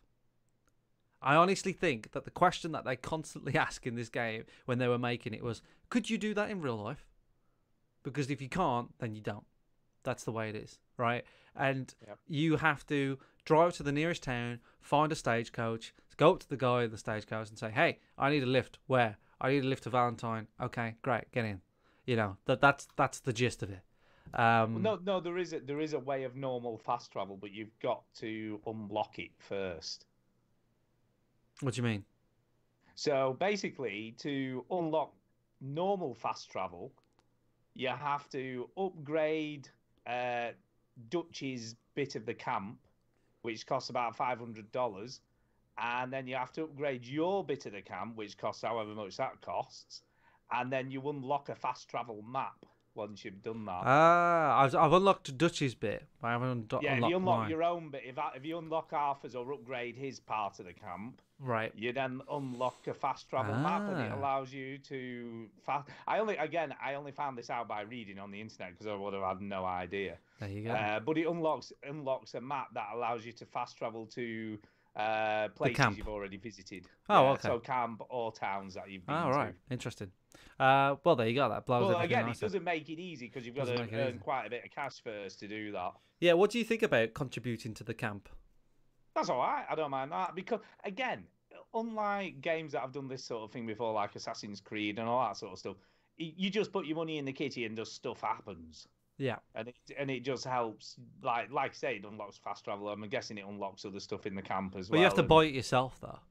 Yeah, you do. Yeah, but that's all right because unless you're spending it on and let's be honest, like stuff like ammunition and food and stuff like that, you can pick up out of every mission and every person you shoot. You just loot them, and you're never really going to be short, are you? Of ammo, and it's not like you're going to have to spend loads of cash on ammo. I'm guessing the main thing you want to spend money on is sort of revolvers and better guns and stuff like that. But again, by doing sort of like some of the missions or just some of the random stuff you come across, you can get better weapons anyway. Yeah. I haven't got a hold of like you can buy upgrades for your guns, and I haven't quite worked out how you do that. So I need to work that out. Yeah, but it's all. But so far, I'm not, like I say, you can obviously tell the quality and just the sheer amount of. Yeah, I'll tell you what else was quite funny actually. Just watching this scene has actually reminded me of it. Very early on in the game, you have to deal with a pack of wolves. Yeah. But you don't take any of them, and then you get back to camp, and then he goes, "Oh, we need to get some food because everybody's starving." I'm like, "We just shot like 5 wolves that we but that's true. But you are saving somebody at that point as well. You are, but I dealt with all of them, so there were no more chasing us. But like, you could have gone back and got some. It's just silly little things like that I'm like, what's that? Why wouldn't I get those wolves I've just killed? I don't know. Because that's food. It's only wolf meat. Why wouldn't you eat it? I don't know. But again, one team made the wolf mission and another team made the hunger mission, and they didn't realize where they were going to be placed in the game until maybe that was it. I don't think I've got anything else to say right now about Red Dead Redemption 2. No, and I need to play more of it. I think Antonio asked, is it better than Red Dead 1?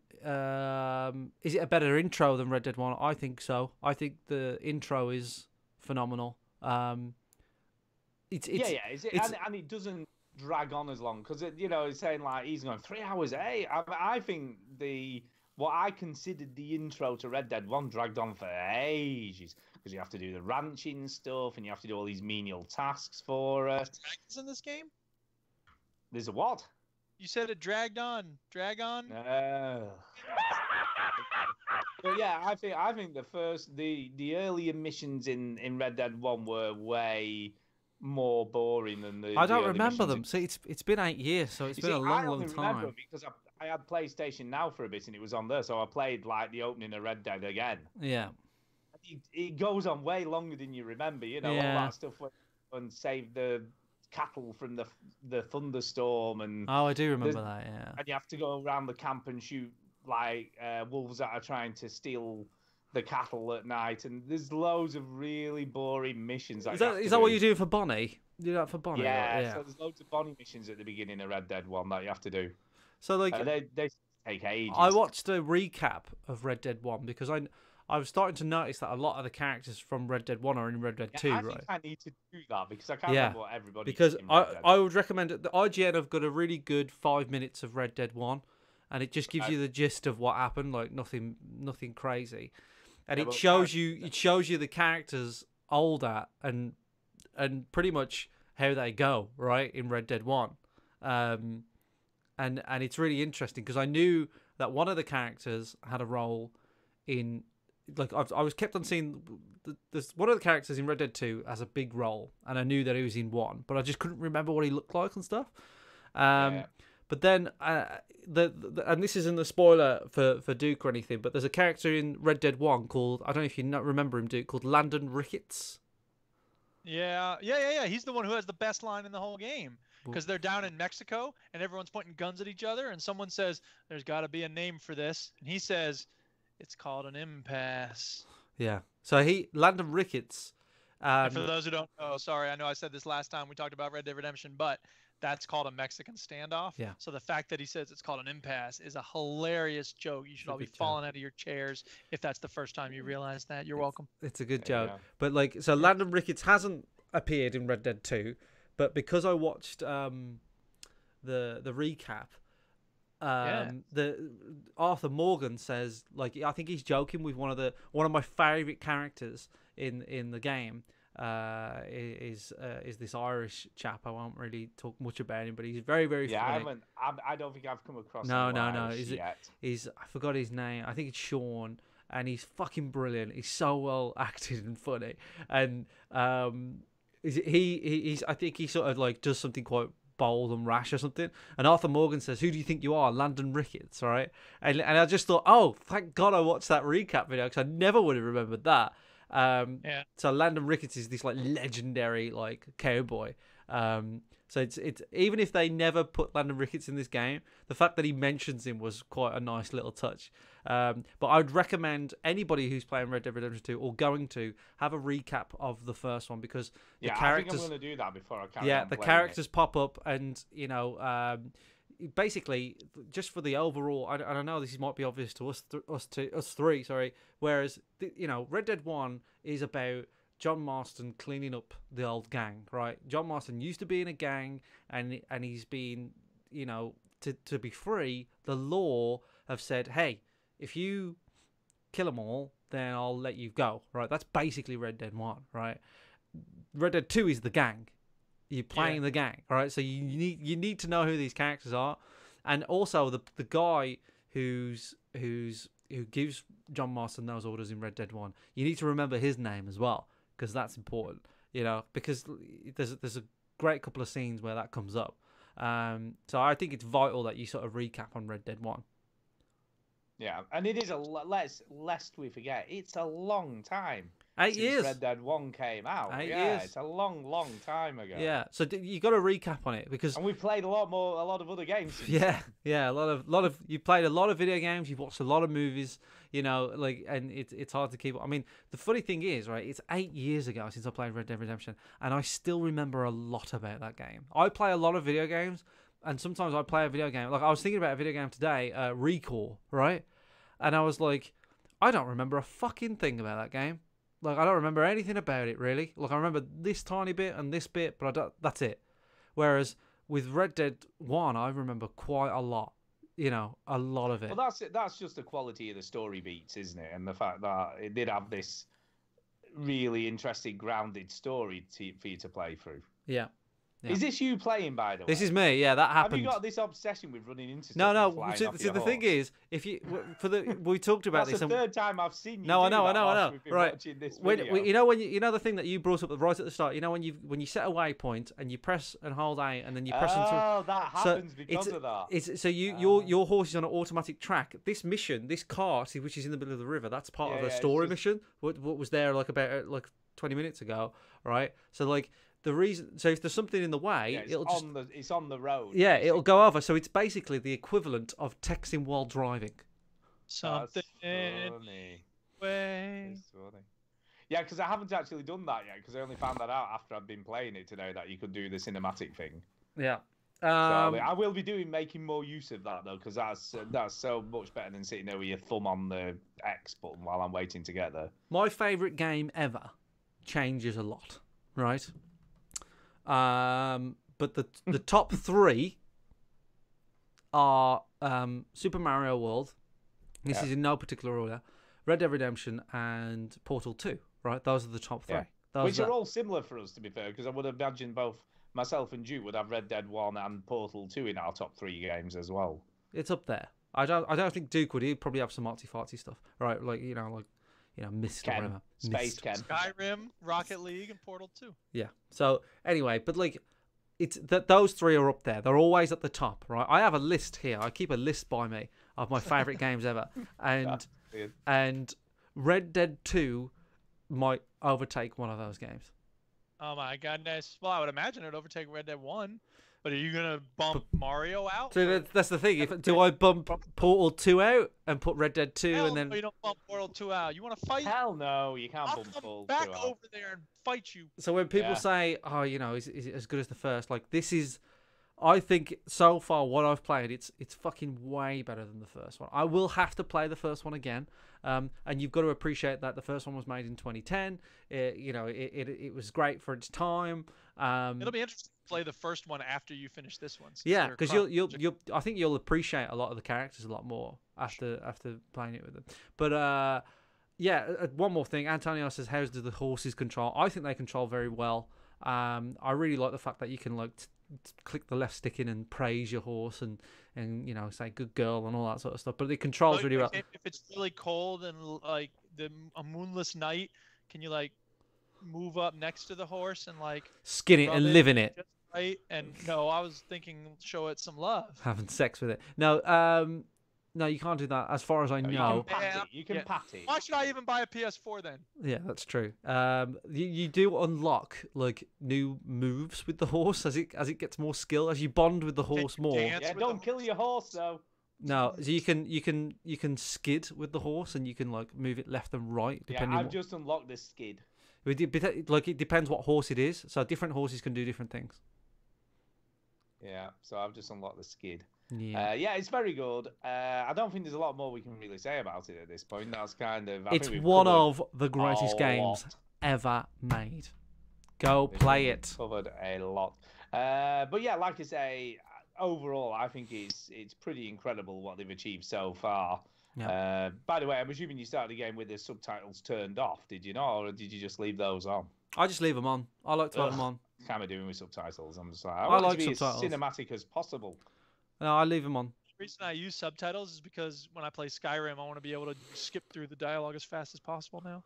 Yeah, so you can read it quicker. You don't find it distracting, Shinny? No, I never really think about it. Yeah, that's a good question. Was it worth getting an Xbox One X for? See, that's a very good question, Antonio, because I watched a graphics comparison video today, right?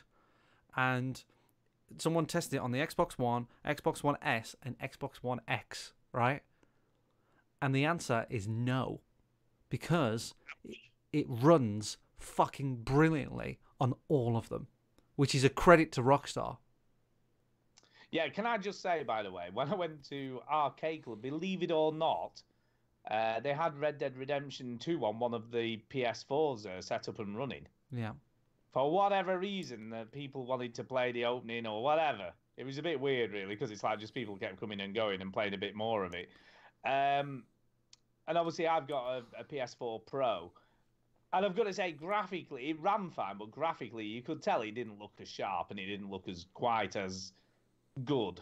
So you could see that it didn't look as great as it would do on the PS4 Pro. But it runs 30 frames solid and looks it pretty good. Just as well, it just doesn't look as good. So to answer the question, is it worth getting an X for? I would say no. I got an X for it because I'm an idiot, right? But if you're out there thinking, I might get an X for Red Dead Redemption 2, Red Dead Redemption 2 is the wrong game to get an X for because Rockstar have made it so well that it runs on the original Xbox pretty darn nicely.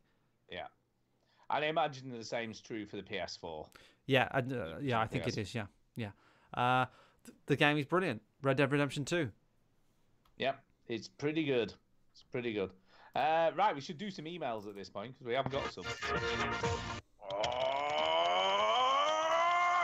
I mean, no news. No news. I had it on mute, didn't I? We ain't got no time for news this week. Fuck your news. Whoa, that ruled. And to be I fair, am there doing is- a petition Ain't nobody got time for that. to ban news from the show, but only like big news makes the show. That's my. I'm trying to get that signed by Stu Fowler, but he hasn't Well, signed in order it. to do We'll that, see, we would we'll need see. an interesting topic every week to Yeah, talk about. That's what I'm Somebody saying. If out there's there like in there's- podcast land could help us out with if that. there's Give us something topics if to there's talk about instead of something news. yeah, I prefer a topic that people would email in. If you want to email us at podcast@veterangamers.co.uk or tweet us, Veteran Gamers, or Instagram us now. Yeah, I'm trying I like that. News doesn't bother me that much. No. really, but it's sometimes interesting. I'm trying to. stuff I'm too. working on the Instagram. I don't know if you've noticed in the last few days, Stu, but I don't do it for the gram. I do it for Compton. no, I do it for the gram. You're Yes. welcome, every Kendrick Lamar fan out there. So I've been pushing our Veteran Gamers Instagram. It's just, as far as I know, it's just Veteran Gamers on Instagram. Look for the black and white controller, and yeah, links to our YouTube channel. I've been pushing that a little bit more. So if you are on the gram, on the Instas, then get on there. Usually, if it's Twitter, I usually sort of post there as well. But yes, I would rather talk about if there's a big piece of news like this is massive, we have to talk about it. Then we'll talk about it. Fair enough. But if it's just like, I don't know, somebody farts in a development team, and like I don't really care about it. But I don't mind topics. People send in topics if they're big juicy topics. I'm interested in developer farts. We want big juicy topics, don't we? We want big juicy topics that we Yes. can argue about. Yeah. So- Which we do when we get given them. We definitely do that. Email us podcast@veterangamers.co.uk, or we have a contact form on our site, even that as well. We do. Yeah, so Although to be fair, that is getting a lot of spam recently. it does get a lot of spam. I might have to have a Oh. word. Yeah, it We does get a lot might, of because spam. we've got quite a few this week that have said, "Oh, you want to have sex in your area? Yes, Click on this link." that wasn't spam. That was a message from me. Oh, sorry, I thought it was Fucking spam. hell, I thought you didn't like me. Oh dear. Anyway, Anyway, first email tonight is from Derek's Hands, and he says this: there can be only fun. Howdy, veteran gamers. howdy, hi. I am guessing a certain Wild West cowboy game will be the talk of most gaming podcasts this week. Not all, because we talked about Dungeons and Dragons, man. And Space Cam. Don't forget And about Space Cam. But let me take you back to a simpler time. Yes, I am talking about the 1980s and 1990s. I sorted through a load of old DVDs and music CDs this week with the view of possibly getting rid of them on eBay. After checking on eBay, I realised it would probably not be worth the effort. Looks like I'll be taking most of them to one of my local charity shops next week. However, one of the DVDs I will be keeping is the Metal Box Special Edition of the first Highlander film, with Christopher Lambert and Sean Connery, as one of my friends always called him. Now I get the title of the email. There can be only fun. Yeah, there can be only fun. That I there never can- did. I never did see any of the sequels, but was a fan of the 1990s TV series starring Adrian Paul, which ran for 6 seasons. Oh no, I didn't see it. No, I never saw that. But I got to wondering, if there had ever been a video game based on any part of the Highlander stories, and after checking online, was surprised to find very little. The only games I did find were on the Commodore 64, the Sinclair ZX Spectrum, and the Atari Jaguar. Probably a mud. Jaguar. I think the Highlander concept seemed tailor-made for an open-world RPG. Your ultimate goal to be the one, which would involve you traveling all over the world to defeat enemies, and only after cutting off their heads would you level up by gaining their knowledge. There would also be plenty of scope for side quests and DLC by having parts of the game set in the past, something the TV series frequently did. After all, I don't think even Rockstar can copyright the idea of a cowboy-themed storyline, which they can't because there's obviously other cowboy games out there. But maybe the Highlander franchise no longer had the interest it once did. But the basic idea doesn't seem that bad for a modern video game. So, have the veteran gamers ever thought of a certain film or TV series that was based, which is a great basis for an unmade video game? As yet unmade. I assume it's what it said. Yeah, that's what it does say. As yet unmade video game. Yes. I remember. No, I have a counter example actually. I remember when the Fight Club video game came out. Wasn't And a I- Fight Club video game. I was curious, but I never played it. But from what I could tell, it was just fighting. And it's like, Yeah. y'all didn't see the movie, did you? This movie, that's like if it's in the Matrix, like just kung fu fighting. Like, Yeah. no, there's a lot more to that Well, story. there No. was an Enter the Matrix video game, wasn't there? But I never That played was it. great. I liked Enter the Matrix. That was Into a the good game. Matrix was okay, yeah. Path of Neo was weak. It should have been great, but it was really not. I never great. played Path of Neo. Other things. I remember thinking there should have been better games around Terminator. You know, they were pretty weak. I never thought there was a very good Terminator game. There was one. I can't remember what it was. I now. don't remember there being one. Yeah, there Yeah. was one. You know, I'm a big science fiction fantasy nerd, so you know, some of the Lord of the Rings games are good. Obviously, Shadow of Mordor is the best one. I think that there could be some really cool games based on Philip K. Dick books, but I don't know what kind of games they'd be because they're not going to be Fallout. shooters. No, it would be more like an LA Noir type of thing because, like, for instance, the Scan of Darkly is kind of a detective story, but I don't know how you do it. It's a really weird concept. But anyway, yeah. Yeah, you see, I'm one of mine that I think that should be, that hasn't been, but you would have thought would have been by now, is something based in the Game of Thrones universe, because Well, they did the Telltale game. yeah, but other than that, there hasn't really been much. There's been theme stuff. That's true. But- Well, there was a really bad role-playing game. Did you ever look at that? No, I didn't realize that they'd even Sucked. made It was one. so disappointing. But I don't necessarily mean that follows the story of the books, but just set in that universe. You know, that's got some political intrigue, has got some realistic stuff going on, and repercussions. Well, my It just guess feels like the perfect game, but Yeah, but no here's the one's thing. done Look, if you're gonna do a role-playing game, it doesn't make sense to license out Game of Thrones because that would be really expensive. it. Yeah, And I if- guess that's the problem, probably the If you're gonna do expense of something it. with Game of Thrones, it doesn't make sense to do a very fancy role-playing game. You're gonna do something that just cashes in. Yeah. So that's what they did with the role-playing game, and it sucked. But then the Yeah. Telltale game, obviously, they did it right. So Yeah, the I didn't- Telltale game was all right. It wasn't amazing, but it was all right. And I like the way that they just spun off to a like little side thing, which was and again, like kind of cool. Blade Runner could make a good game of it, but it would be really hard. I'm not sure what kind of game that would be. Yeah, but again, Blade Runner's another problem with licensing, isn't it? Because you're going to have to pay for the license, where you could just make a steampunky looking game or whatever. You know, not Right. steam, Since but we're an talking art about it, game. right, and in a way, Detroit Become Human, and I know you don't want to hear about it, Chinny, but I got to say one last thing because I was thinking about this after last week's show. Detroit Become Human is trying to do what Fallout 4 really succeeded for me. I know a lot of other people didn't have this experience, but as you all know, here's the thing. And I'm sorry, we'll get back to your question in a second, Derek Sainz. The thing is, right now we're in a really confusing place. We need to figure out whether we're going to think of androids, you know, robots that look human, as humans, or are they more like toasters? Because if they're humans, then we can't kill them. It's horrible if we kill them. They should have rights. They deserve to be respected, et cetera, et cetera, et cetera. If they're toasters, then none of that matters. You could take your toaster out in the middle of the busiest sidewalk, beat it to a pulp, and then people will look at you like you're weird, but they're not going to feel bad for the toaster. And the answer, of course, is that it's going to have to be somewhere in the middle. And what games like Detroit Become Human are trying to do is to get us to wrestle with that question. I assume the same is true for Westworld. I haven't seen that TV show. I assume the same is true for Humans. Yes. I haven't seen that show. Yeah, But yeah, it is. But I mean, these things are trying to get us to do that. And I think Fallout 4 dropped me into the middle of that question in a way I didn't expect. And so it had an interesting impact on me. But I think Detroit Become Human is probably not being very successful with it because it's trying to be surprising.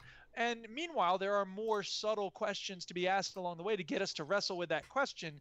And I think the effort is interesting, but I don't think they covered any new ground with it. I don't think they did, but I think, you know, as much as I had issues with some of the stuff and some of the plot points in Detroit, I think it was, in a way, successful with it questioning that, you know, is a sentient robot a human? You know, is an AI that's so advanced that it is almost thinking and doing its own thing? Is that a human or is it still a robot?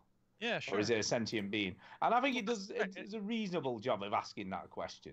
Yeah, sure, that's fine. I feel like there's been a glut of stories about that. I mean, Blade Runner sort of started it off, and we've had a bunch of them ever since. and it's going to be hard to do something in a new way, especially when it's like the world of crime, when it comes to murder, the most extreme versions of it. The book I, Robot by Isaac Asimov is not all that extreme. It's not mostly about murder. He does have robot detective stories that get into that area, but mostly it's the smaller, more interesting, more day-to-day things that I think are fascinating when it comes to that stuff. So, yeah. Anyway, is Will Smith in the book? Yeah. Yeah, he is. He is totally described as Will Smith. All right. Anything else from Derek Sains? No, that's it from Derek. Is Diesel Saint Derek Sains? Is that the same? Oh no, sorry. There is a little bit more. Sorry. Is Diesel Saint Stu? Yes, he is. Yeah, he asked a question. I'll answer that question in a sec, Derek. Yeah, he does finish. Sorry, he does say, looking forward to Extra Life next week. Maybe Chinny and Pete could dress up as cowboys. Yeehaw, partners. We haven't discussed really what games we're going to be playing yet. We've made a list. I have this. Outlaw country! Woo! We've made a list. So, Derek says in the chat, GTA 5 made a cajillion from the online multiplayer. So can you see Red Dead Redemption 2 making a similar online success? Yes. Yeah, of course. Yeah. The only thing that worries me is that like GTA 5 has made Rockstar infinite money, right? Which has stopped them making video games so regularly. Well, let's be honest. He didn't really make them regularly to begin with. They did. That is a common myth. Really. That is a common myth that people have about Rockstar.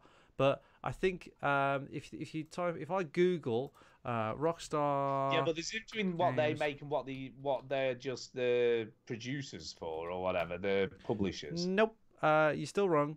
So okay. Let's have a look. They're not as bad as Valve, though. Let's be honest. No. So let's get into this. See if I can't.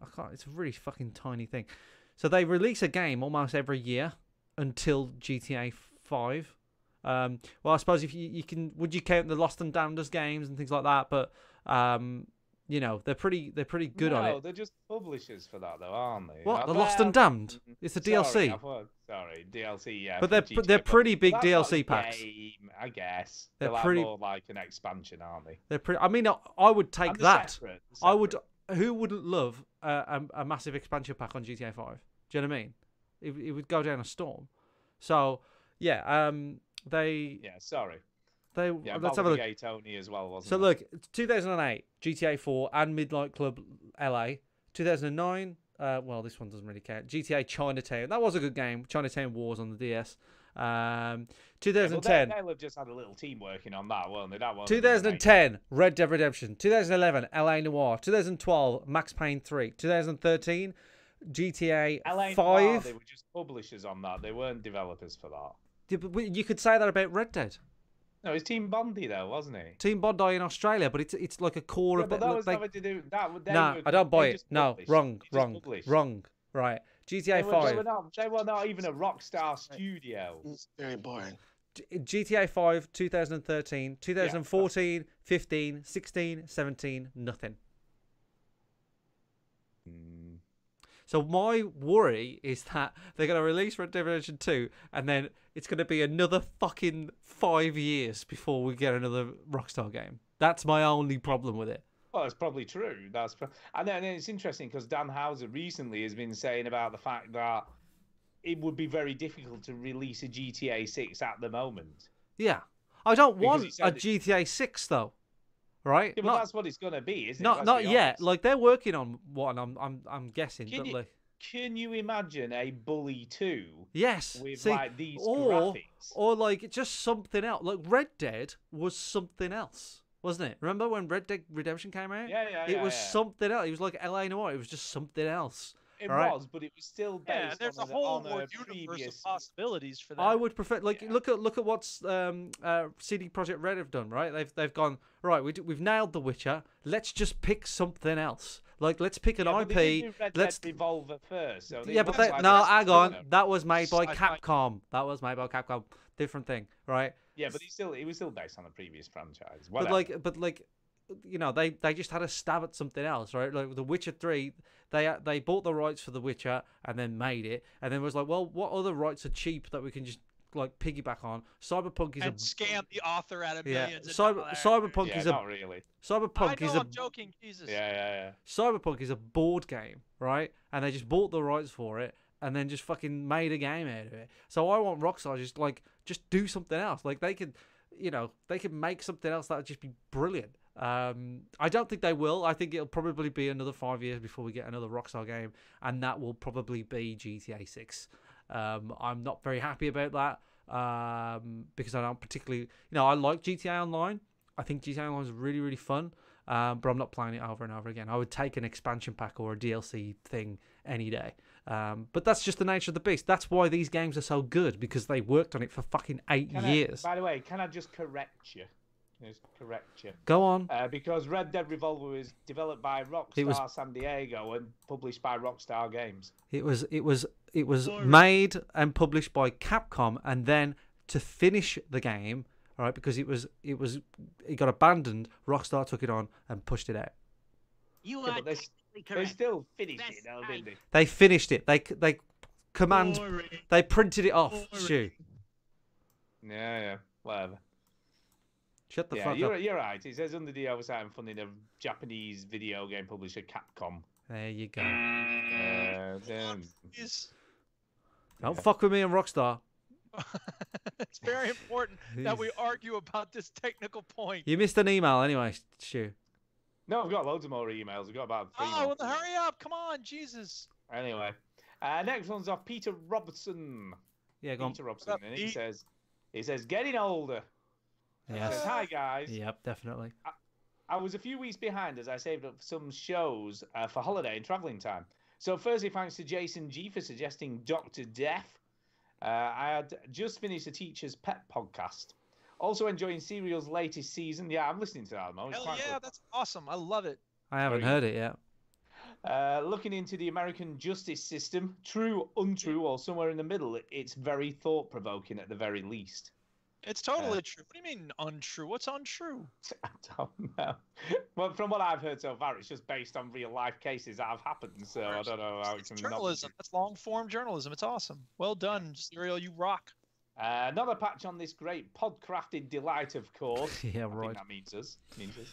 My actual point about some videos I was watching on YouTube about Fallout 76. Ooh. Yeah. I have it pre-ordered. Yes. I thought the thought of Fallout 4 Online and what I've seen, I like. The complaint's fairly predictable. Microtransactions on a full-price game is just greedy. The anti-griefing system, if it works, makes a lot of sense. But in the timeline from Bethesda, it's interpreted correctly. Fallout 5 could be 9 years away or more as they wait for technology to improve. I could be in my 50s by then. And that's only if I make it. I've just realised, that's just very real. I might be 40 by the time fucking GTA 6 comes out. Oh my god.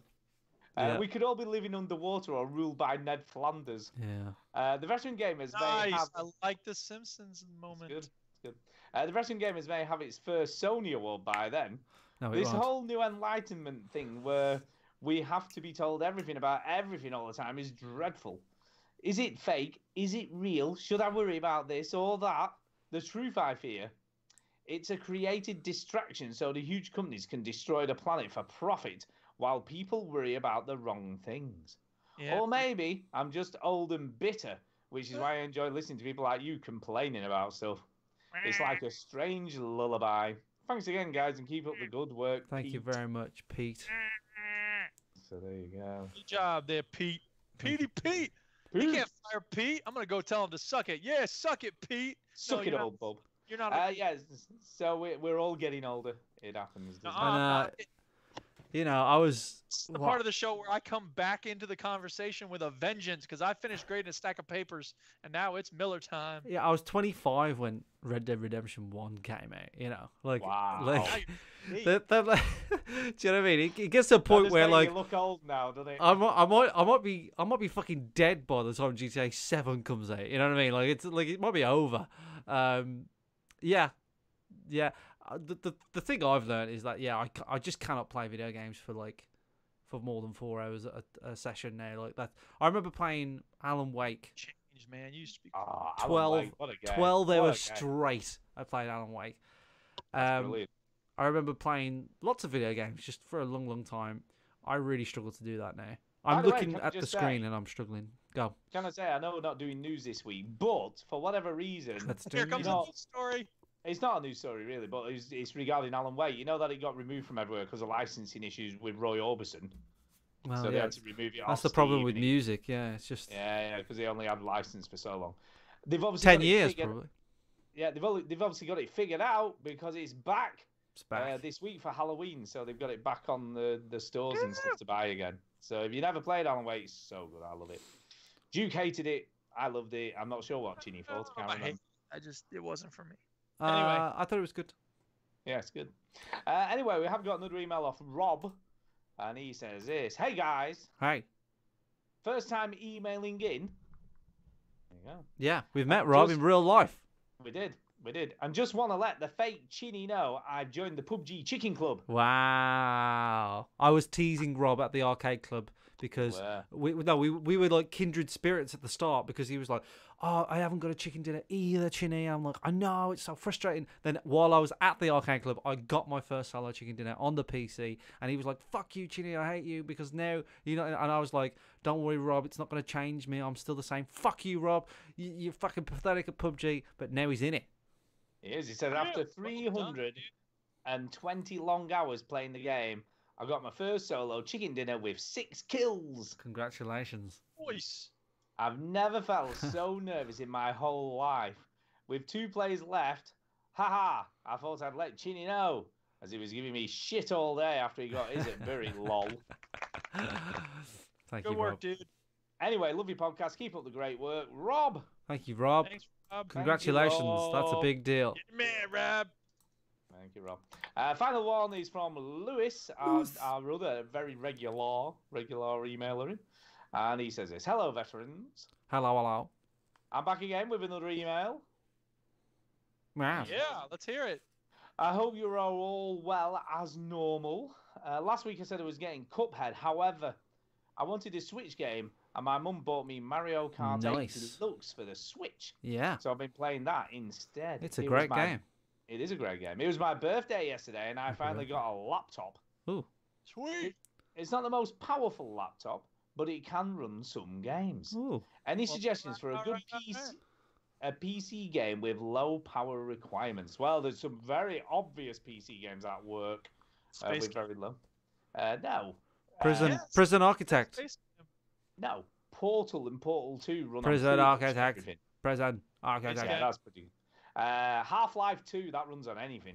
Oh my That run on god. a calculator these days. Stu, So that's a like great... Stu, What? like you're picking These games. young'uns, they've never played games like You're that. picking though, games have that they? are over 10 years old. You sound so Yeah, but fucking these old. young'uns, they haven't played them, and they're still a classic timeless. Oh fuck! This is what old people say. Like, oh, it's a classic movie. Classic. You don't appreciate. Classic. Fuck that Don't worry shit. about So fake would you clip. still say the same about Portal 2? Portal 2 is a fine game, right? But also, there's fucking other games that you can play. Fucking, you're just old. Fucking old. I am old, it's true. I can't lie. Yep. But anyway, he got LA Noire for his birthday too. You see, that's an old game. Nice. Yeah. I need to play every Rockstar game again. I need to do that. That was made by Team Bondi. It's not by Rockstar. Fuck you. But I haven't played it yet. But looking forward to it. As I would quite like to be a policeman when I'm older. Yeah, this is not realistic. Let's just Yeah. be clear on this. If you want to be a schizophrenic policeman, then Don't be a policeman like him. Although it is kind of fun to try and guess how he's going to. where the fuck were you last? last Tuesday? You were Yeah, out yeah. beating her, wasn't you? You murdered her, you motherfucker. No, actually, I've got For an what alibi. seems a very innocent question. I've got an alibi. Like I've got. Oh, fair enough. No worries. You know, Yeah. like that's for the game. So it seems like my sort of thing. I It is a had good thought about Chinny's co-op games for the charity stream Ooh. when I remembered that there's the Xbox co-pilot mode where 2 controllers can act as one, even in a single-player game. Really? Apparently. That's Interesting. weird. I don't know idea if that about would work well, but maybe take a look. I don't know. I'm playing through GTA 5 again. Yep. So the third time should be the best, hopefully. I think. Yep. Sorry, I think that thing with the controller that would be kind of like QWOP. It could be very funny to play a Grand Theft Auto game with one person moving the camera and one person moving the actor. Ooh, you could play Octodad. Yeah, exactly. No. Anyway, I'm playing for GTA 5 again. It should be the best, hopefully. Red Dead looks really good, but I can't get it for now, unfortunately. So now it's time for the big question. Go ahead, fire away, shoot. What was your first car? Ah. That's a good question. My first car was a Dodge Spirit that my father left to me when he passed. Wow. Is It that was- is that like a fast car, or is that just like a No, very It's a sensible very car? sensible family car. Was, Four-door sedan. was your dad a sensible man? Oh Yeah. yeah, very sensible. In fact, his job was accident reconstructionist, so he was all about safety and sensible driving. Wow. All right. So just he like was a very automobile sensible man. accidents, I'm guessing. He was. Wow. What did you say, Stu? Automobile accidents, not other stuff. Yeah, automobile accidents. That's right. Yeah. Wow. Yeah, I met a guy years and years ago who worked for British Aerospace, and he did a very similar job, but his was to reconstruct aircraft crashes. So if Interesting. they had a fighter plane crash, he would go out wherever it was in the world where it had crashed, if it was made by British Aerospace, then he had to reconstruct what had happened and then estimate how much it would cost to rebuild it with what was left over. Interesting. So that's well interesting, but like, how do you work that out? Oh, I've got this little bit of a cockpit left. How much is it going to cost to rebuild that? So if he aeroplane now? reconstructs it, isn't he damaging 2 aeroplanes? Well, no, he sort of had to go out to the crash site, assess what was left over, basically, work out how much of the plane was left, and then how much it would cost to rebuild the plane. I don't know, mate. I think you need a new wing on Couple that of one. mil, I think. couple of mil on that one. I think the carburetor's gone, mate. You know what I mean? And the engine.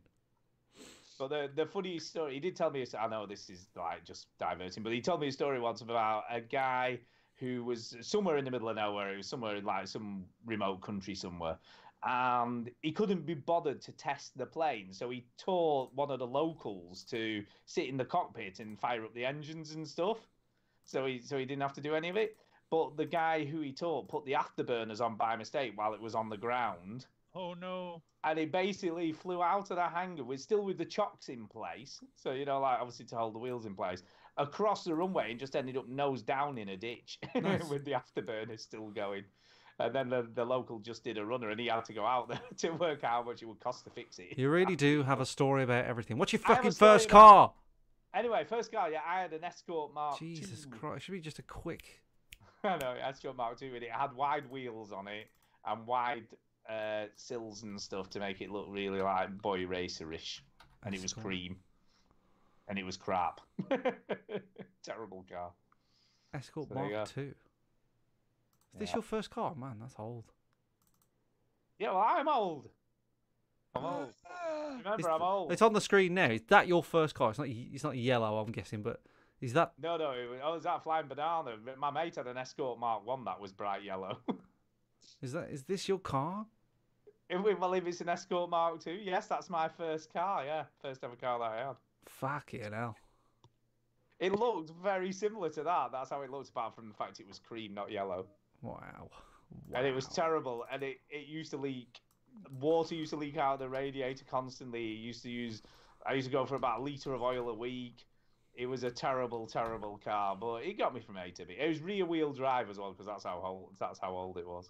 Jenny, And what it was was the first car? Ford Fiesta. All right. That's the end of that. That's how you answer that fucking question. Yeah. Another 2.5 obscure hours. question. Let's keep it moving. Another obscure question, but there you go. So that's about it from me. Bye for now. Yay! Thank you. Boy. And yeah, I think that's it. Is that it? That's That's it. everyone. No There we speak go. pipes. You said loads of emails. Yeah, It's no time speak for a pipes. shout out. Hey! Shout out. Right, I'm going to shout out first. So I'm going to shout out Lewis and Dan, who made playing the first ever time of Dungeons and Dragons very enjoyable, and it was a lot of laughs. So we had a lot of laughs. Yeah. A lot of laughs. And I'm sorry about Raoul's left testicle that's now gone. Suck it, Raul. Suck it, Raoul. You're a testicle less. There you go. And that's me done. I'll go next. Shout out to the people that have commented on my first impressions video on Red Dead 2 on YouTube. So that's Stephen Mill, Mark Singh, who gave us the good tip about if you press and hold the start button, it goes straight to the map. You don't have to press and start and then press A. I was going to say that's press and hold the options button. Yeah, just press the start button and then you're fucking good to go. And he also gave the tip about the automatic sort of going to the marker in cinematic mode, which I already knew, but very useful. Yeah, weirdly on PS4, and this is the first time I've ever known this, the big button isn't the map button for once. So you know the big touchpad. Yeah. In Red Dead, it's the actual where the camera is, so you can where you change it to first person view and all that sort of stuff. So what? Oh, okay. Right. Yeah. Did you know you can go in first person view? Yes, of course. Oh, you didn't know all that. Yeah. I usually go in first person view when I'm in a house and like looking to pick stuff up. Yeah. It moves. It just feels weird when you move around in first person view. All right, shut up. Also, shout out to Coffee Cat, who said he didn't like the first Red Dead. But he thinks this one looks good. So thanks to everybody who's been commenting on the YouTube channel and watching it. Also interacting with me on Instagram. Follow us on Instagram because we need followers on there. Also, shout out to the people that have donated this week to Extra Life. I will be streaming 24 hours live, 10 a.m., 3rd of November for Extra Life with my brother playing co-op games. Please come in, join the fun, donate, suggest games if you want. If I've got them, I'll try and get them. Yes, we want you there. It will be awesome to have you there. I'm not the only person doing it, of course. The rest of the VG Hub are doing it. So don't only just seek out me, but seek out all of us. I am going to put a link to our website.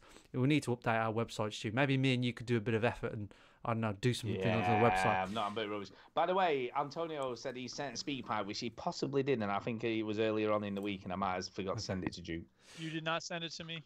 No, I didn't. We'll find that out as I'm talking, but yes. Yeah, I've got it here. So yeah, Extra Life is happening. VG Hub, Extra Life, Veteran Gamers 2018. Just Google those things. You'll find us. Donate. Just give us all the cash. Sell your kids. Sell your wife. Just think. Kidney. Yeah, anything. Just you don't need both kidneys. That's selfish. You don't need any kidneys. Just give us the money, all right, for the kids. And also, yeah, donate to my brother as well. My brother's doing it with me. He already had his goal though. Has he?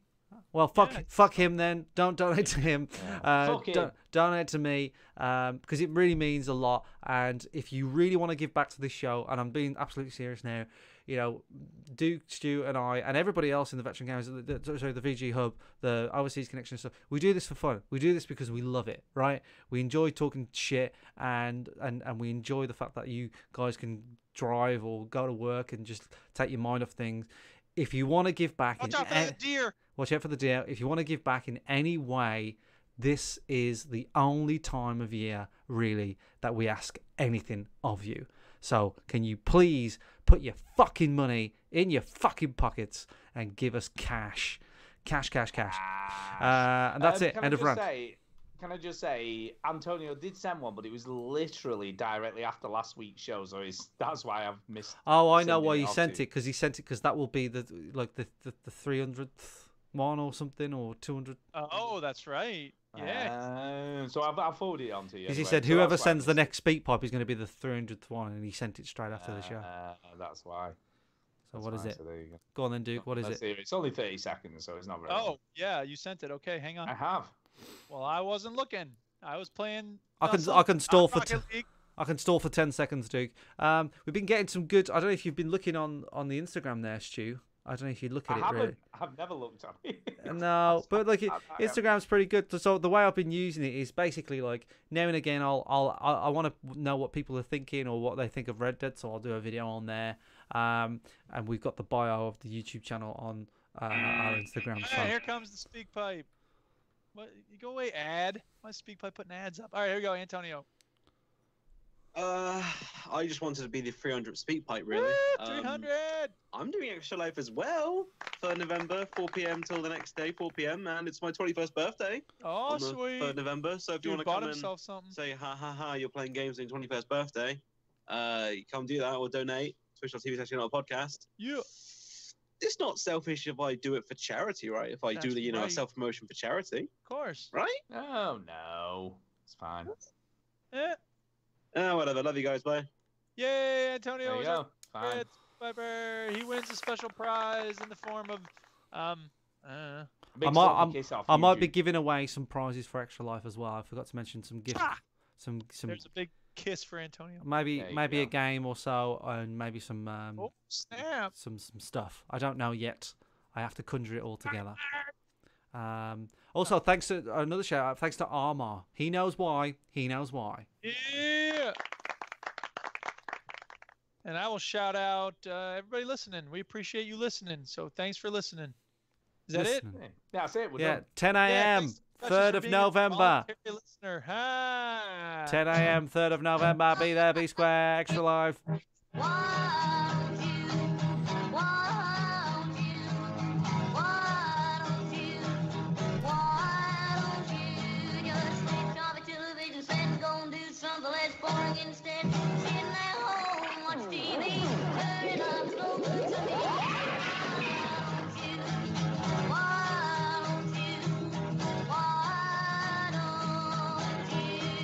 All right. Once upon a time, Run DMC made a song called Peter Piper, and it goes kind of a little something like this. Pick peppers, but run right, ride, Dumpty, fell down. That's his heart. Time, Jackman, nimble, what? Nimble, and he was quick, but jam, mass mud, Dr. Jack's on Jay's dick. Now little Bo Peep Cole lost her sheep.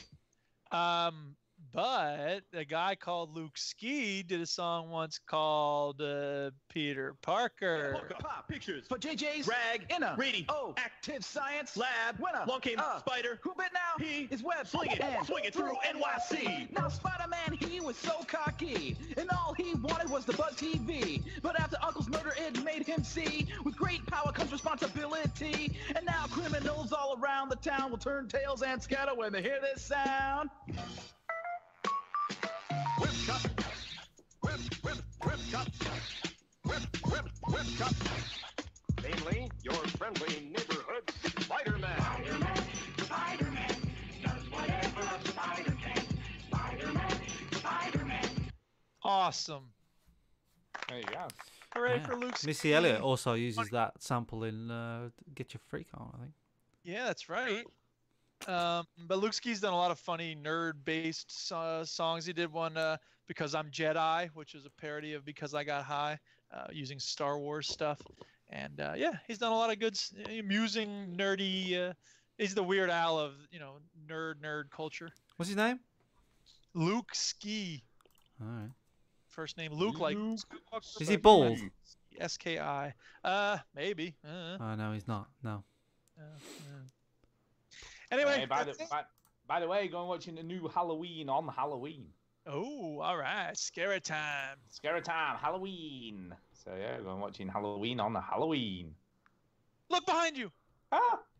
Anybody Right. watch thing yet? The Haunting at House Hill. You watch that? Any? Two watch that? Yeah, but everybody's been talking. I haven't watched it yet. I'm watching the No. second season of Making a Murderer. Which I am. We're on the second episode. I'm ahead. 460 was this episode? No, yeah, 460, yeah. Alright. I did ask you this before, Duke, but what do you think of that whole Stephen Avery thing again? It's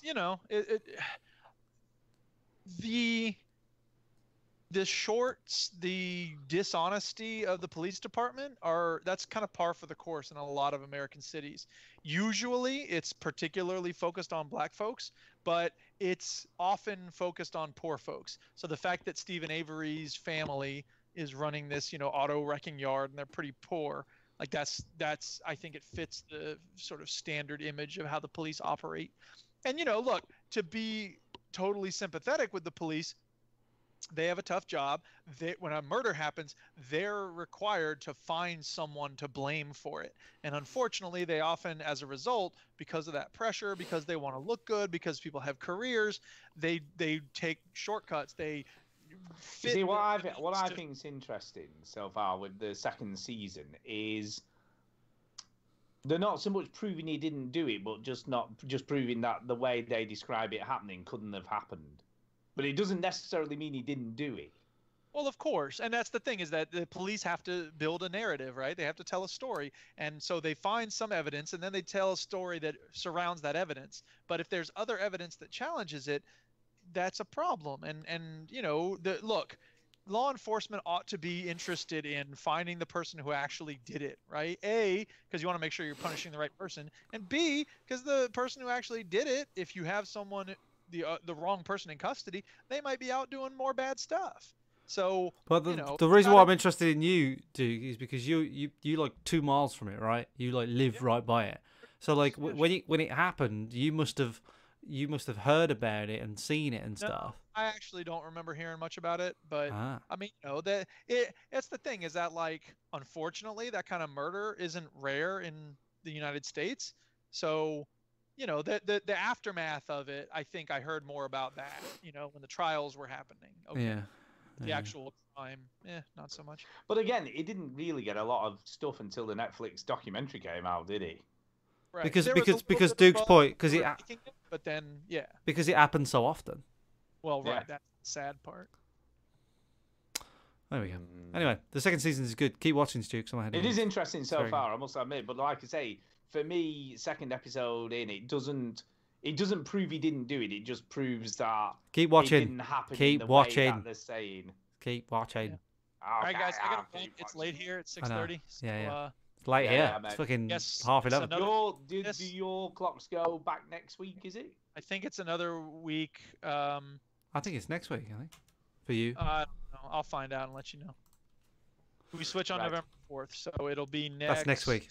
Yeah, so it'll be next Sunday. So you'll be back to normal next week. Yeah, back to normal for you next week. Okie dokie. All right. Yeah. Guys, have fun with Red Dead. Ciao. See you soon. Bye. Bye. Right, see you later, Chinny. Yeah, I don't know. So far, I think that it's interesting, obviously,